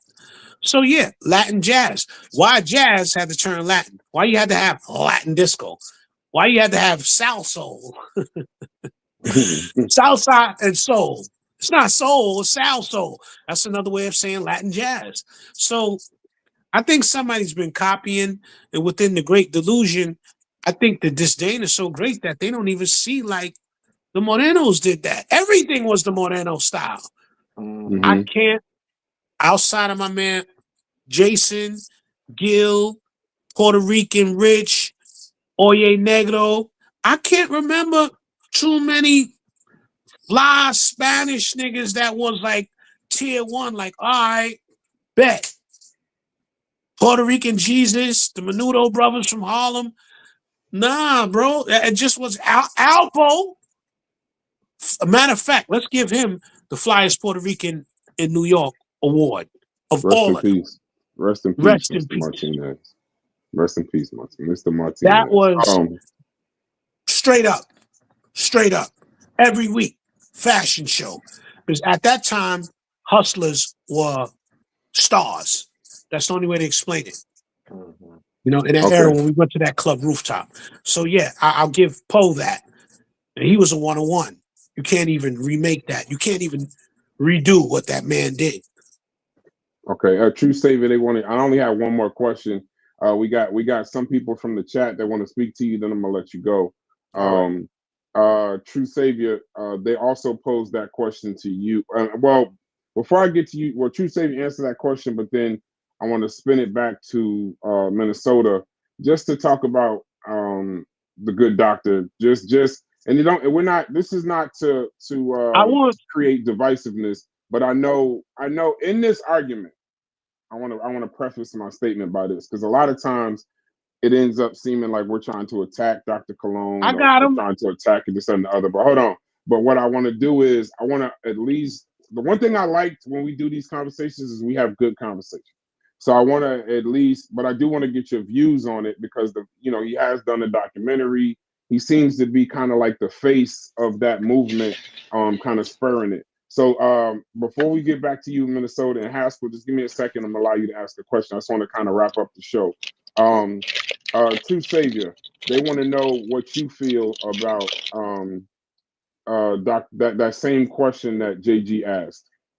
Well, is it reference to whether or not Latinos are trying to claim jazz? Well, he says that. Let me go back to his question real quick. I had it on the screen, but I cannot. It says, Brass, I got a question. I don't want to put any words. Okay, it says, what do you think about Dr. Cologne claiming Latins started jazz? Well, he kind of tiptoed in that subject when he started talking about certain individuals from the early 20th century, like Rafael Hernandez and Ron Tissot with Dizzy Gillespie. And he tried to, Chano Pozo, tried to suggest that somehow they were a factor in creating jazz. Mm-hmm. And I did a video debunking that nonsense because like Minnesota said, it's a culture grab and it's shameful. I mean, Latinos had nothing to do with the creation or the development of jazz. What they did in 1946 or early 43, I should say, Mario Bowser took the knowledge that he gained from Black American jazz musicians and created this thing we now call Latin jazz. Used the same ideas that were formulated behind Black American artistry and jazz and applied it to the rhythmic music of Cuban music. And that created what we call Latin jazz. So that's what they did. But in terms of the creation of it, they had nothing to do with it. If anyone would suggest that they did, it's a fabrication, clearly. So okay, so go ahead. Talk about speak on the good doctor for just give me, because I know. See, the thing is, when y'all do these shows, I see these shows. I mean, we do some of the shows, but I saw you on Doggy Diamonds. I saw you on the Scoreboard Keepers. I think that's the name. Shouts to them. Shout out to Doggy Diamonds. Shout out to the Scoreboard Keepers. Yeah, and my man Doggy Diamonds. Yeah, shout out to Doggy Diamonds. And what I noticed though is that a lot of it goes in reference to him. And I know a lot more people are saying that it's a 50-50 creation than him, but a lot of it ends up going towards him. Why do you think that is? Why do you think it's specifically towards Dr. Cologne or your thoughts on Dr. Cologne? I just want to say this. Here's my sentiments on Dr. Cologne, and this is to all of my indigenous, aboriginals, African Americans, Moors, Jamaicans, whatever you want to call yourself, right? I want you to love on your people like he's loving on his people. Mm-hmm. You know what I'm saying? When Kanye came on Drink Champs and went crazy on that crew that we can't mention, I was like, bro, if you got access to $9 billion, you're the first guy that made it in that could say, yo, I'm going to New Hampshire, I'm going to set up a compound, and I'm going to get every musician, every keyboardist, come live here free, and we're going to create. We're going to make a Go-Town, Motown Part 10.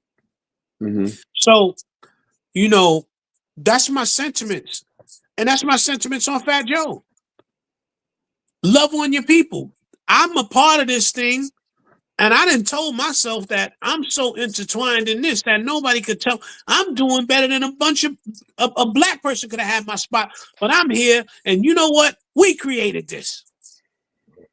Of course, 50-50. The Jamaicans ain't even came forward to say nothing.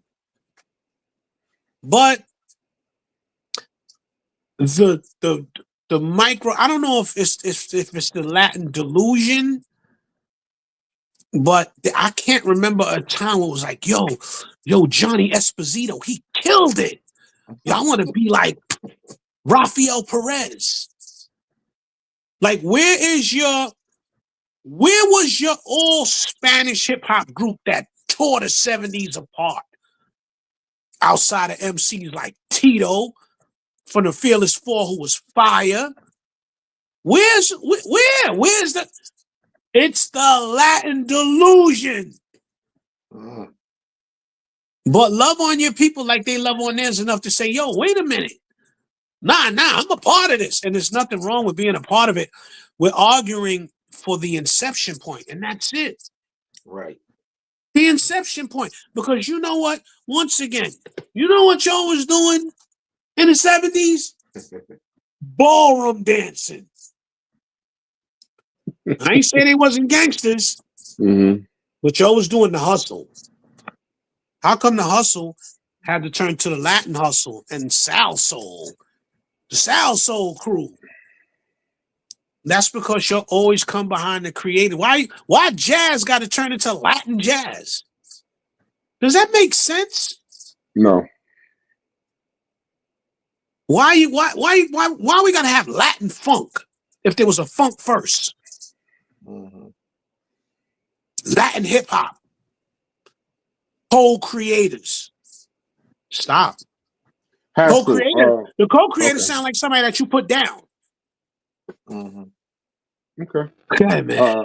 The link is in the chat. We've been up here for an hour and a half. I want to do more shows rather than just do one long 5-hour show. I want to do more shows. I have way more questions, but I have some specific ways I want to tailor the show.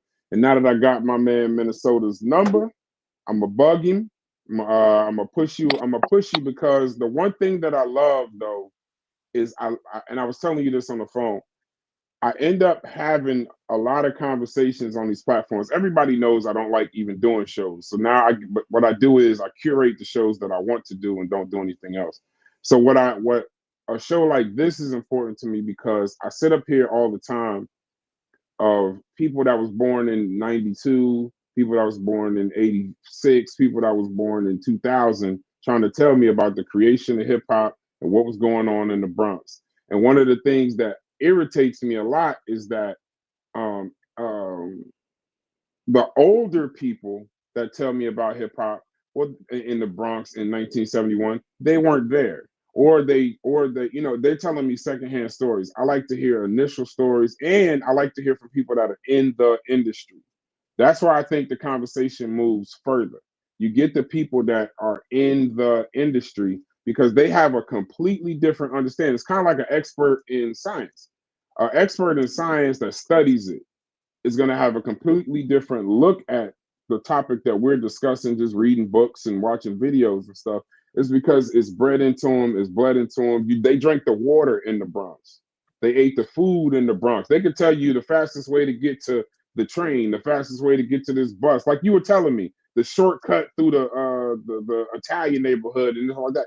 Those are the kinds of stories in this conversation that mean the most to me, rather than us all sitting down here breaking up something. I was born in Ohio, live in New Jersey. I don't know anything about the Bronx in 1971 or 75, however it works. And the next show I got for you is something you said in this show. We'll talk about it after, but it's about that start date. Because I think that's a you said 75. My brother Hit says another date.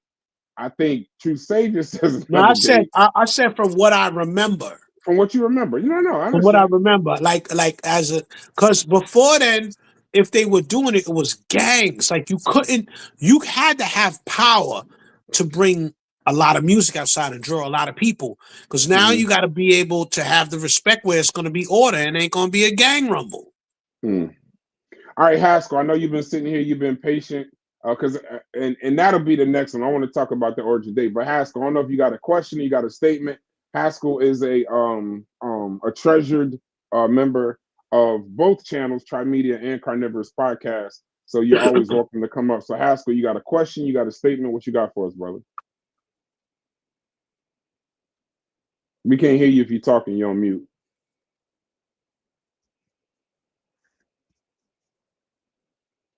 We can't hear you. Probably go out and come back in if you're talking. You can hear me now? Yeah, we can hear you now, brother. Yes, sir. What's going on, Brass? What's going on, Haskell? What's going on, G? Brother Minnesota, everybody on the panel, man. How y'all doing, man? Good. What's going on, man? So, yeah, I had a couple questions. First question. Uh-oh. All we heard was first question. And the link is in the chat. I don't want to keep Minnesota up here too long. We are going to bring them back. No, I'm good. Because, yo, look, okay. This is video documentation. We need these now because it's getting a little crazy. You know, the Latin delusion, and excuse me, my Latin folks, but y'all came later on, y'all danced, y'all took pictures.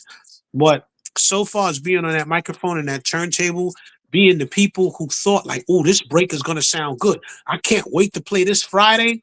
Nah, negative. Haskell, when you get a chance, you come back. It says your device isn't connected. I got my brother Hits in the building.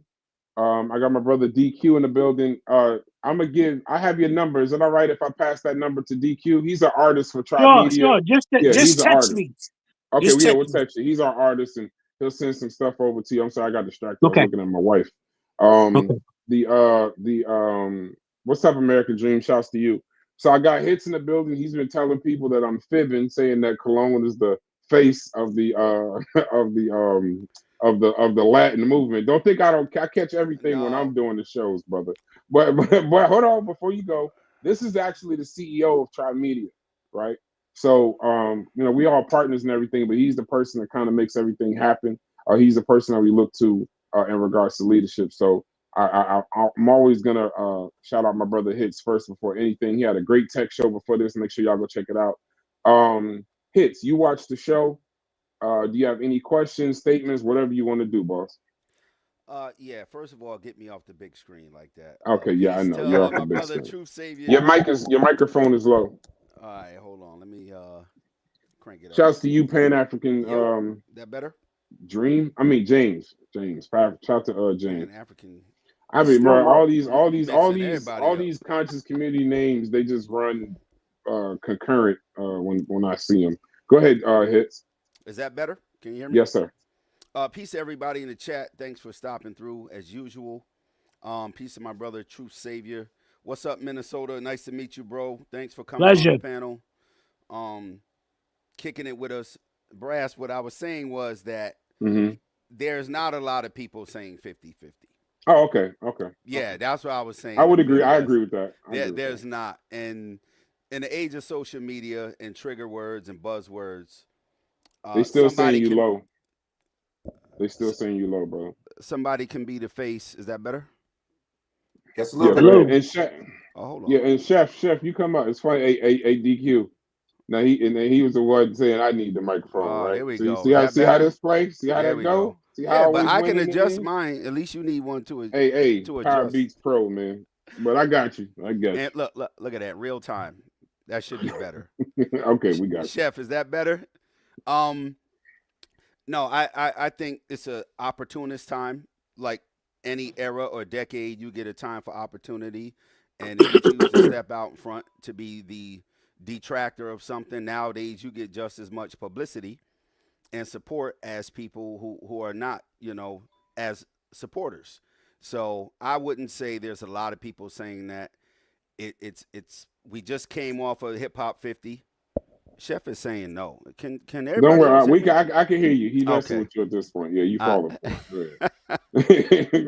Well, I wasn't going to stop, but we're fresh off Hip Hop 50, and I think the brother Minnesota mentioned that now a lot of people who didn't get credit who didn't get paid, who didn't get recognition, are taking this time to come out and take advantage of that, whether it's concert tours, revisiting their albums, anything like that. And that's cool. And that's cool. But at the same time, in 2022, 3, 4, and 5, we're in the social media era, explicit, where you can just be an online person. One of the shows we had, I talked about a lot of people who are watching and even participating on some of these panels never actually did any of the aspects of hip hop. Mm-hmm. They never did a break dance. They never DJ'd. They never dressed a certain way. They never rapped. They never sprayed paint on a wall, much less use a magic marker to write something in a book. So you have that dynamic. But at the same time, there's 50 years of history there. 50. Mm-hmm. And it's focusing on hip hop, which is good, but it takes away also from African American culture. It's like you're running these two highways and they're equivalent. They're not. Hip hop is a part of African American music history, African American cultural history, clothing, dance, vernacular, all of these things. It's a part of that. It's not separate. It's not equal to. It's not even close. And let's look at what we were doing in the 60s. Let's look at what we were doing in the 70s and the 80s.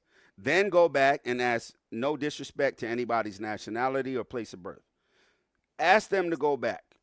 I can pull up charts right now, music charts. Let's just look real quick, right? Just to give people an example.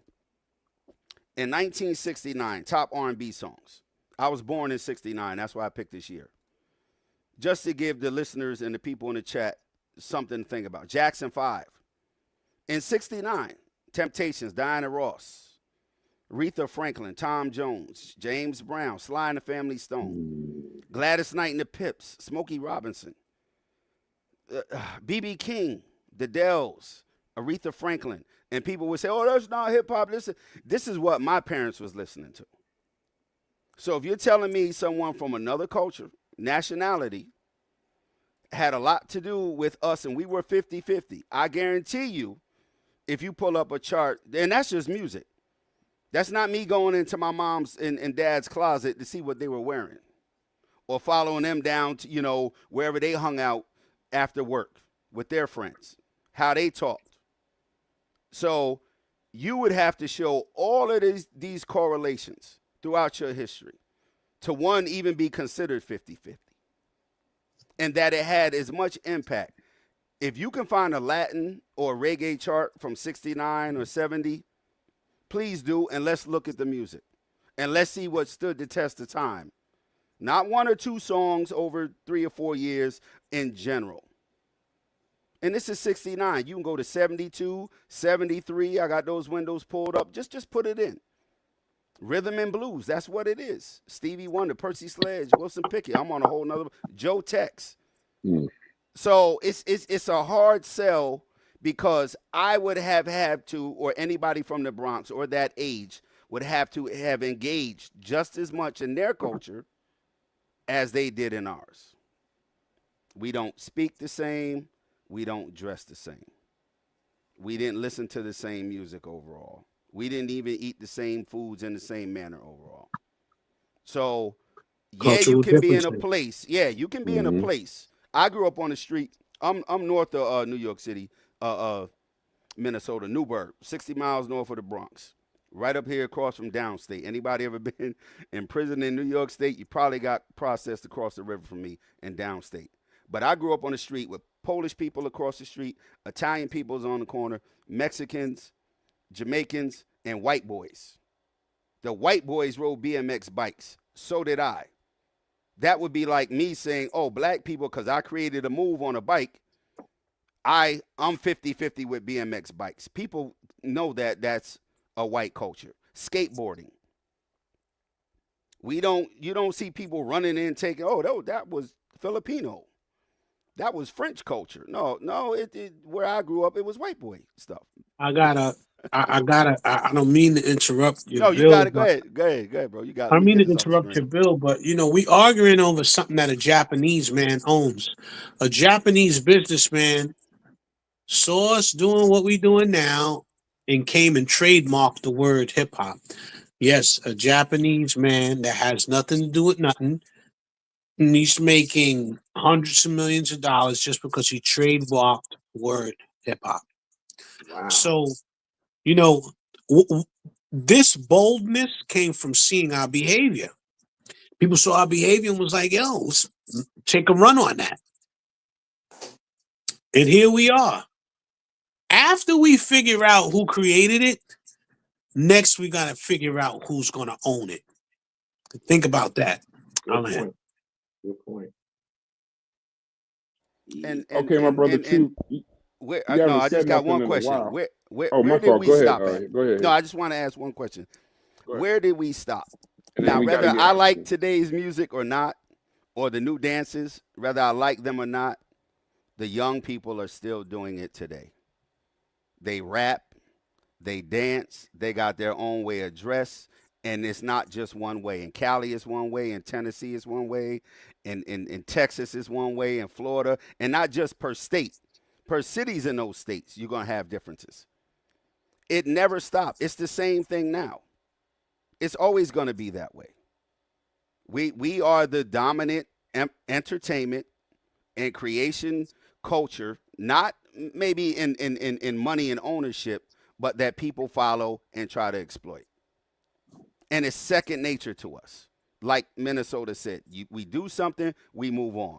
We change from what our parents did. Shit, we do stuff different than our big brothers and sisters. I didn't want to act like my older sister. She was 3 years older than me. I know her friends was, So even 3 or 4 year age spans will have you acting different. Multiply that times your parents or your grandparents. So you're always going to do something new, adding to what was before you. And it's going on right now. Look at the charts right now. Who are you going to see? Nothing changes. Go let me get Haskell's question real quick because he's been up here for a little while. What up, Haskell? Haskell, hey, what's going on? Go ahead, my brother. All right, we can hear you loud and clear now. Go ahead, my brother. All right, beautiful, man. So yeah, my first question to the brother Minnesota. Who would you credit with looping the first breakbeat or extending the first breakbeat? Who was the first to loop or extend breakbeats?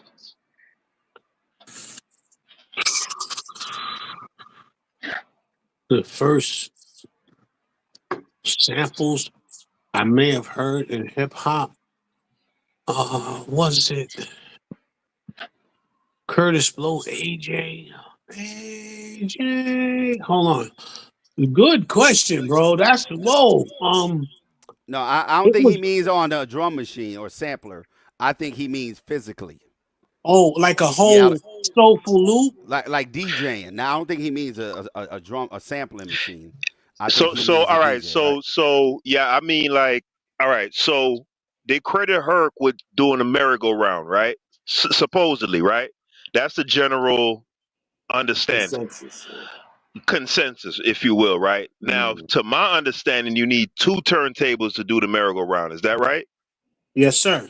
Right, and the merry-go-round is in essence like a way of extending the breakbeat, right? The get down part of the record, right?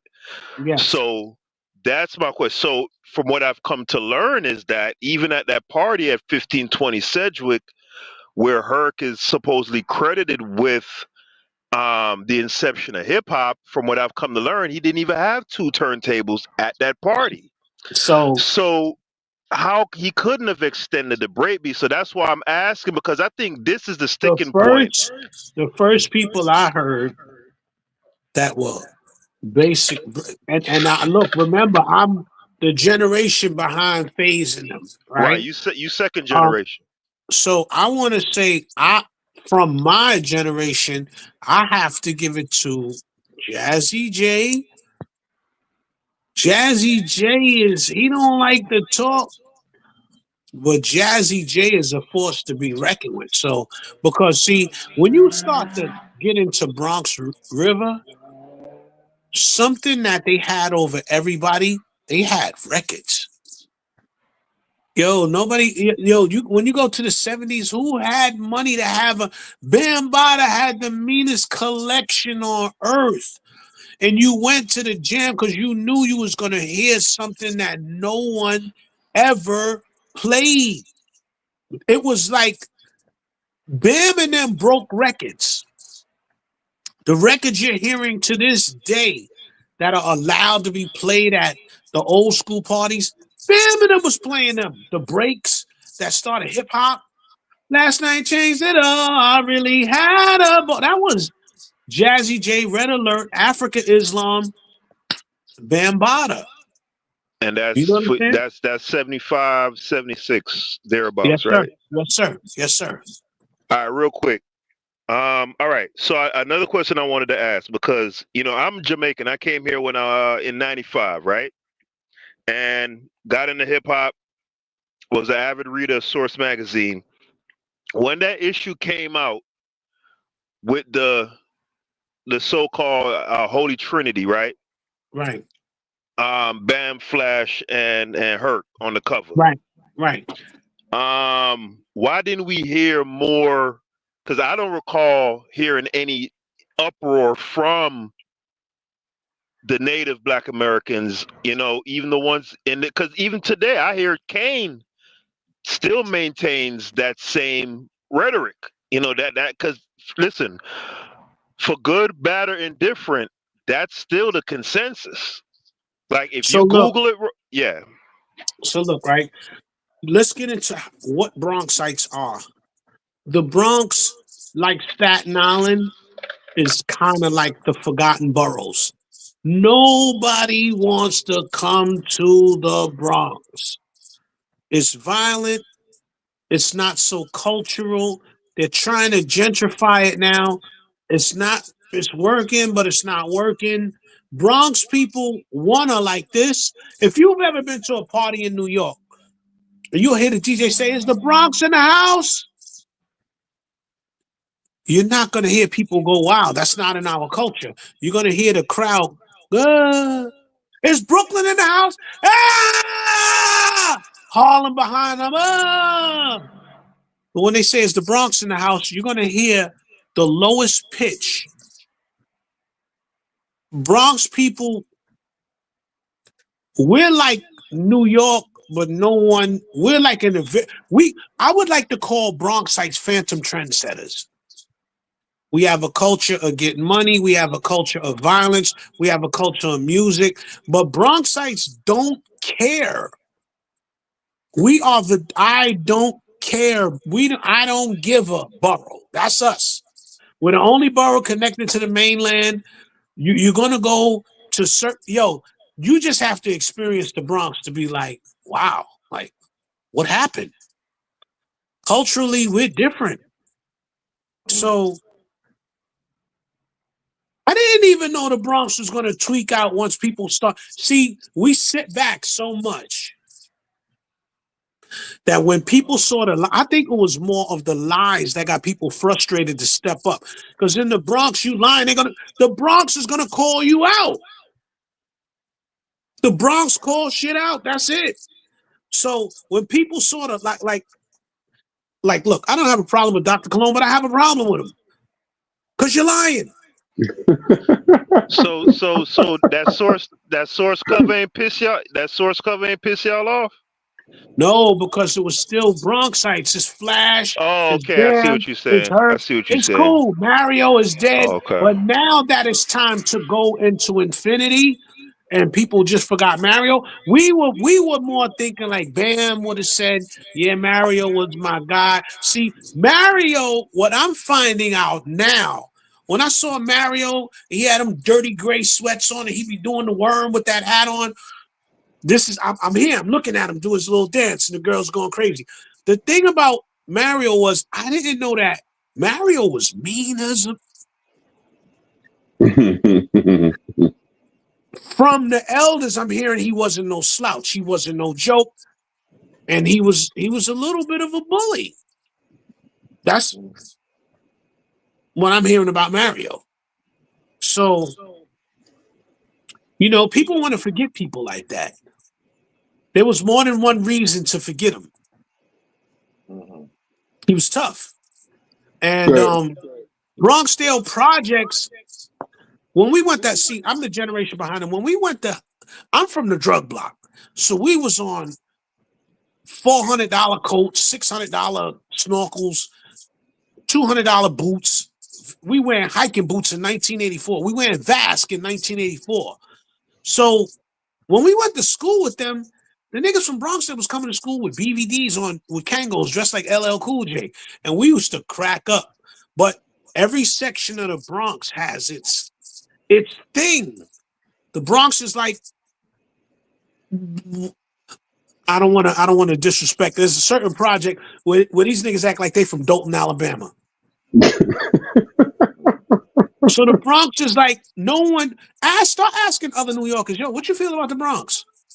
Nobody wants to go there.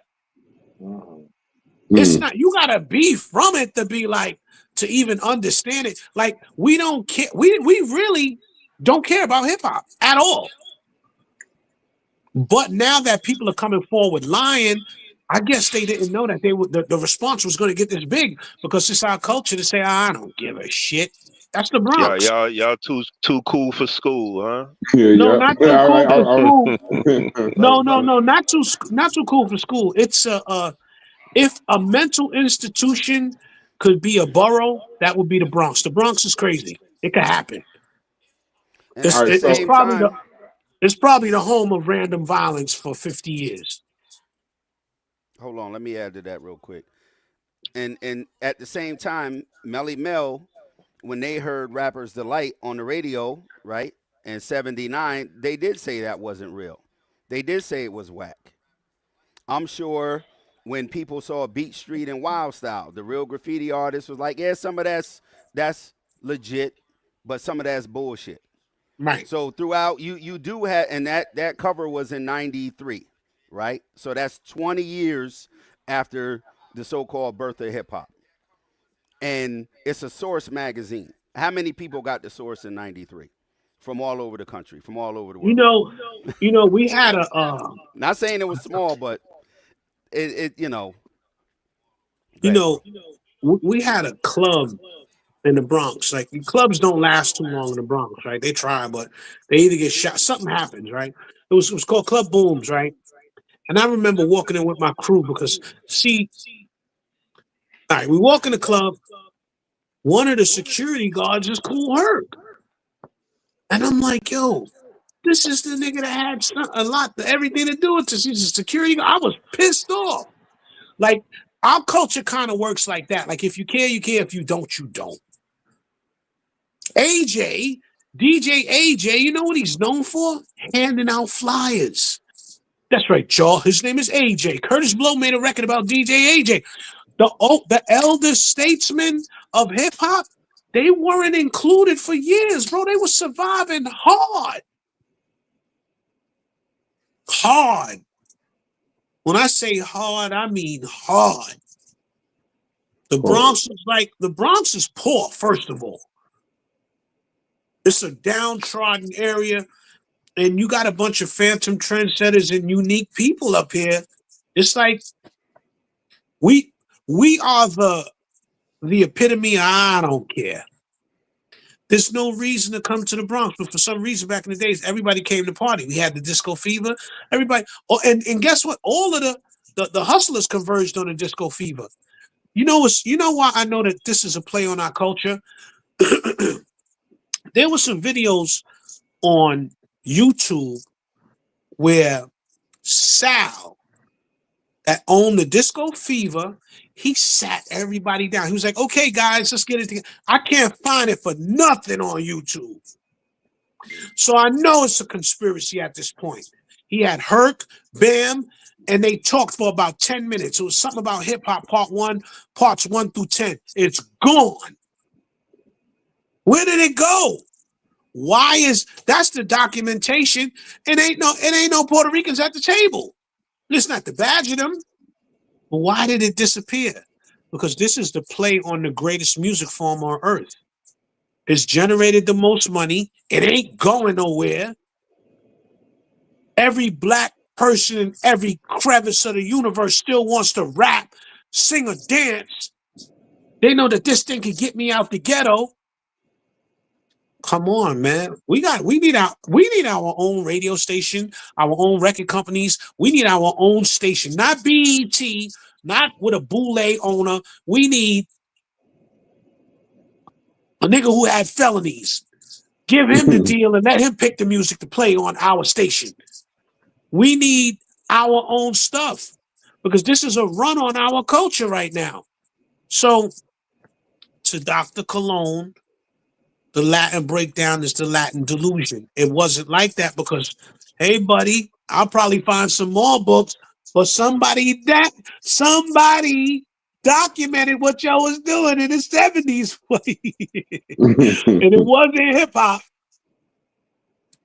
I'm gonna try my best to get I'm gonna disco dance. I'm gonna try my best to get Willie Estrada up here. All right, so we at the 2-hour mark.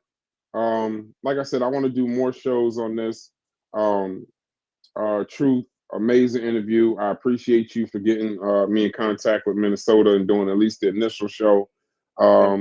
We do got to pay the bills before you go, Minnesota. I want you to see the show. And by the way, Minnesota, because you are a person that's been interviewed, I'm extending the same invitation that I extend to anybody else. Whenever we have a show on content, just text me because you actually have my number. Text me. I'll get you the link to the show. You're welcome to any back chat of any show that we have. That way you're no longer just, you're not somebody that's just in the chat that is just trying to, kind of just conversate in the chat. If you want to come up, talk to the people, I don't care if it's 1 million people, no matter how large our platform gets, just text me. I'll give you the key to the back chat. Right. Ahead, and brother. I want to say this in closing. I got to get Mr. Biggs and Father Time to talk. I'm going to get them to do, they're going to do Doggy Diamonds. We need to speak to these people because this is so imperative at this point because, it's a money grab, man. That's what's going on. That's what this whole thing, I didn't even know Dr. Cologne and Joe Conzo was in, you got Mickey Benson. Yeah, he's African-American. You got Melly Mel. Look at the names on the Bronx Hip Hop Museum and you're going to start to see why this is going on. But, for me, it's like, can we ever document our thing correctly? Can we ever say, yo, that was us? It ain't Bronx culture. It ain't Bronx culture, Melly Mel. It's not. It was created by a certain ethnicity. There you go. So, you know what? I hate coming up like that because I'm going to send you pictures with me, Melly Mel, and Kaz. But I understand they had to sit back 40 years and watch niggas running around with Corvettes that didn't know how to act, shooting each other, Lamborghinis, buying mansions. I want some of that. I started this. Busy B, Grandmaster Kaz, Hollywood, Melly Mel, Audio, Africa Islam, Jazzy J, Red Alert. These people started this thing. They first come last. We started it. We in the back of the line. Right. Yo, let me tell you something else. Peep game. In the last 50 years, you could count all the hip hop artists the Bronx has had on 10 fingers. Yeah, that's what they're talking about in the chat right now. That's what they're talking Cardi about B, in the chat. Yep. A Boogie with the Hoodie, Digging in the Crates, Lord Finesse. You don't got a lot of, they ain't, because they know Bronxites is like this. We're going to tell the truth. And as we can see now, the Moist Mafia is starting to. What you're going to be talking about tomorrow at 7 o'clock with the good brother Chief X. Okay, well, it's going to be an interesting show, to say the least. When I first heard Chief X proposal, which was that, well, his initial proposal was that breaking was created by Latinos. So he's kind of walking that back, but nevertheless, he's still saying it's 50-50. So we're going to dive into that tomorrow, and I'm going to prove beyond any doubt that breaking is a Black American creation and Latinos came later. It's just as simple as that. So, you might want to check that out. I'm going to have a little fun tomorrow. And of course, I want special thanks to Minnesota for granting this interview. I truly appreciate it. I learned a lot, as I always do when I listen to you, because you tell us a lot of things that we may not have heard before. So I really appreciate that. And of course, I want to thank Tri-Media for giving us the opportunity to have this conversation on your platform. So much thanks and appreciation for that. Okay, shouts to you, Malik Bey. Hits, do you have anything? Because well, first off, I want to make a quick announcement. If you're not in our Discord, get in our Discord. Shouts to Asko for coming up, asking a question. We have a new show that we have coming up called Discord Wars. One second. Where's the picture? Okay, there it is. We have a new show coming up in Tri-Media called Discord Wars. Minnesota, you're more than welcome to come into the Discord. I don't know if you do that, but you're more than welcome to come in there. I have Truth send it to me. Okay, cool.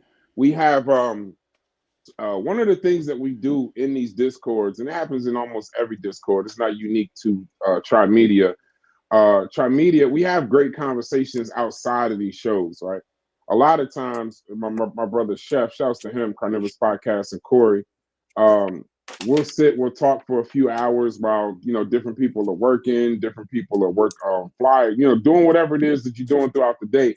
We'll have these kinds of conversations in Discords about, random topics. And a lot of that just ends up being wasted cutting room floor information. Now, I'm sure once we do this, our hope is that other people who have Discords, y'all open that stuff up to the public, right? Because a lot of times that kind of stuff gets used to create a show that you see that's different, but so many great ideas die on the cutting room floor of these voice chats that we do in these Discords. So my first point is our Discord link is in the chat. Anybody from Carnivorous, you can come over to TMI. Anybody from TMI, get your ass into Carnivorous Podcast Discord and any other Discord. But we're going to start having recorded voice chats, and then we're just going to put it out. And then we'll, and make it kind of uncut, raw, to be simply audio with some visuals baked in. We might do some critiques. And that's the initial flyer we're going to start taping next week. So get into the Discord, join the Discord, get into these voice chats, because a lot of people don't like to join panels, and I understand that. I don't even know what kind of technology it is. It's kind of intimidating to join a panel sometimes. So that's our solution for that. So look out for Discord Wars coming out next week. We're taping the first one next week. Look out for the show tomorrow, 7:00, with True Saviour and Chief X. We're going to do some more hip hop content, keep it kind of centralized. Well, at least the content I do will be centralized in and around that. And then also look out for those Philadelphia Eagles that's going to dog walk the Kansas City Chiefs next week in the Super Bowl. Hopefully that's what happens. I want to see Saquon get his ring. And then Minnesota, I want you to take us out. Hits, do you have anything before I pass it over to Minnesota? Yeah, thanks to our guest on the panel, Truth Saviour, Minnesota. On the way out the door, Minnesota and Truth, leave your information for the people where you're at, Instagram, Facebook, Twitters, or whatever social media platforms you're on. Definitely let them know, and we'll get that information out also. Peace to everybody in the chat who came through, our brothers on Carnivorous Podcast and sisters over there who shared the stream with us. Again, the show tomorrow night, 7 p.m., right, Bress? Yeah, 7:00. So tune in for that, more hip-hop convo. And again, thanks everybody in the chat, and thank our guests. Peace. All right, my brother, Minnesota, take us out, brother. Yeah. On Instagram, simply Minnesota _Money Boss. I got some hip hop albums that we put out from back in the days under my group, the Money Boss Players. Ghetto Chronicle Daily, everything is on the streaming sites. And I have my own solo album where I'm not a ghostwriter anymore, but I put an album out called Once Upon a Handshake, Minnesota Money Boss. So, enjoy the music. And I also, you might know me from rhyming with Mos Def on a song called Grown Man Business on the new Danger album. But, that's it, y'all, man. Minnesota Money Boss. And to the breakdancing thing, because to the breakdancing thing, We started it and we got up off the floor because we started getting fresh. We abandoned the project. That's it. That's it. We have to say that. You have to say that tomorrow. If Minnesota don't come to the show tomorrow, because when we was talking on the phone, that's the flyest line and the flyest reason I ever heard. He said we started it and then we stopped because we was getting fresh and we didn't want to get our clothes dirty. Lord, that's one of the flyest things I've ever heard. Do you have anything else for us, brother? That's it, man. Stay out of shit. Don't step in it. Fly. Oh yeah. You know you a hip hop for sure. All right, so shouts to everybody, bro. Y'all have a great evening in Minnesota. We'll catch up tomorrow next week. And I want to get into those Hollywood conversations, and I want to get some elders on. And I found it poignant that you said that Hollywood was having some health issues. One of my favorite movies from when I was much younger was Things to Do in Denver When You're Dead. And the movie was specifically about a business that went around to people who had terminal illnesses, and they taped them and they asked them a list of questions, and they kept it for sentimental value and informational value for their own families. And then there was a thriller sequence behind it. But that's what I look at as YouTube for these. I don't care who watches the show in real time. These are archives of people that are on the ground. We need to get this truth on record before something happens and they can't talk to us anymore. So definitely, I work with you. Whatever we need to do to get Hollywood on this record, so that God forbid anything happens to him. I know he's going through some health issues. We at least have it on record and in the archive so people can see it. All right, I'm gonna put that together. I'm gonna put that together ASAP. And look, man, I just love that. Lies need pushback from the truth. And I think that people didn't know it was going to be an overwhelming response because the way we carried it. They're probably wondering now, like, what happened? I thought this was going to be 1, 2, 3. We were going to lie, and that was going to be it. And that's unfortunately for them. That's not how it works. So I'm glad that we're starting to see reason in the logistics of sticking together. Because it's really nasty at this point, but we'll see where it is. But let's just keep eloquently pushing back on it. That's all. I land. All right, y'all have a great evening, man. We'll see y'all tomorrow. Hold on, you gotta let Truth close out. I think he had a few words. No, I already closed out. Okay. No, I thought I seen his hand up. Like, hold on. No. Hey, Hits. He getting ready. He getting ready to. He gonna try to dog walk Chief X tomorrow. I gotta have a conversation with Truth because I see where this is going. I got to hit my brother Chief up too. And last but not least, when you see people doing things, love on your people like they love on theirs. That's all it is. It's love. Mm-hmm. We got a language. We got an island. We got a flag. Mm-hmm. We got something to do with this. Mm. I ain't get caught. We got caught. So with that being said, love on your people like other people are loving on theirs. There's a lesson in this. Don't walk away mad like, they lying. They loving.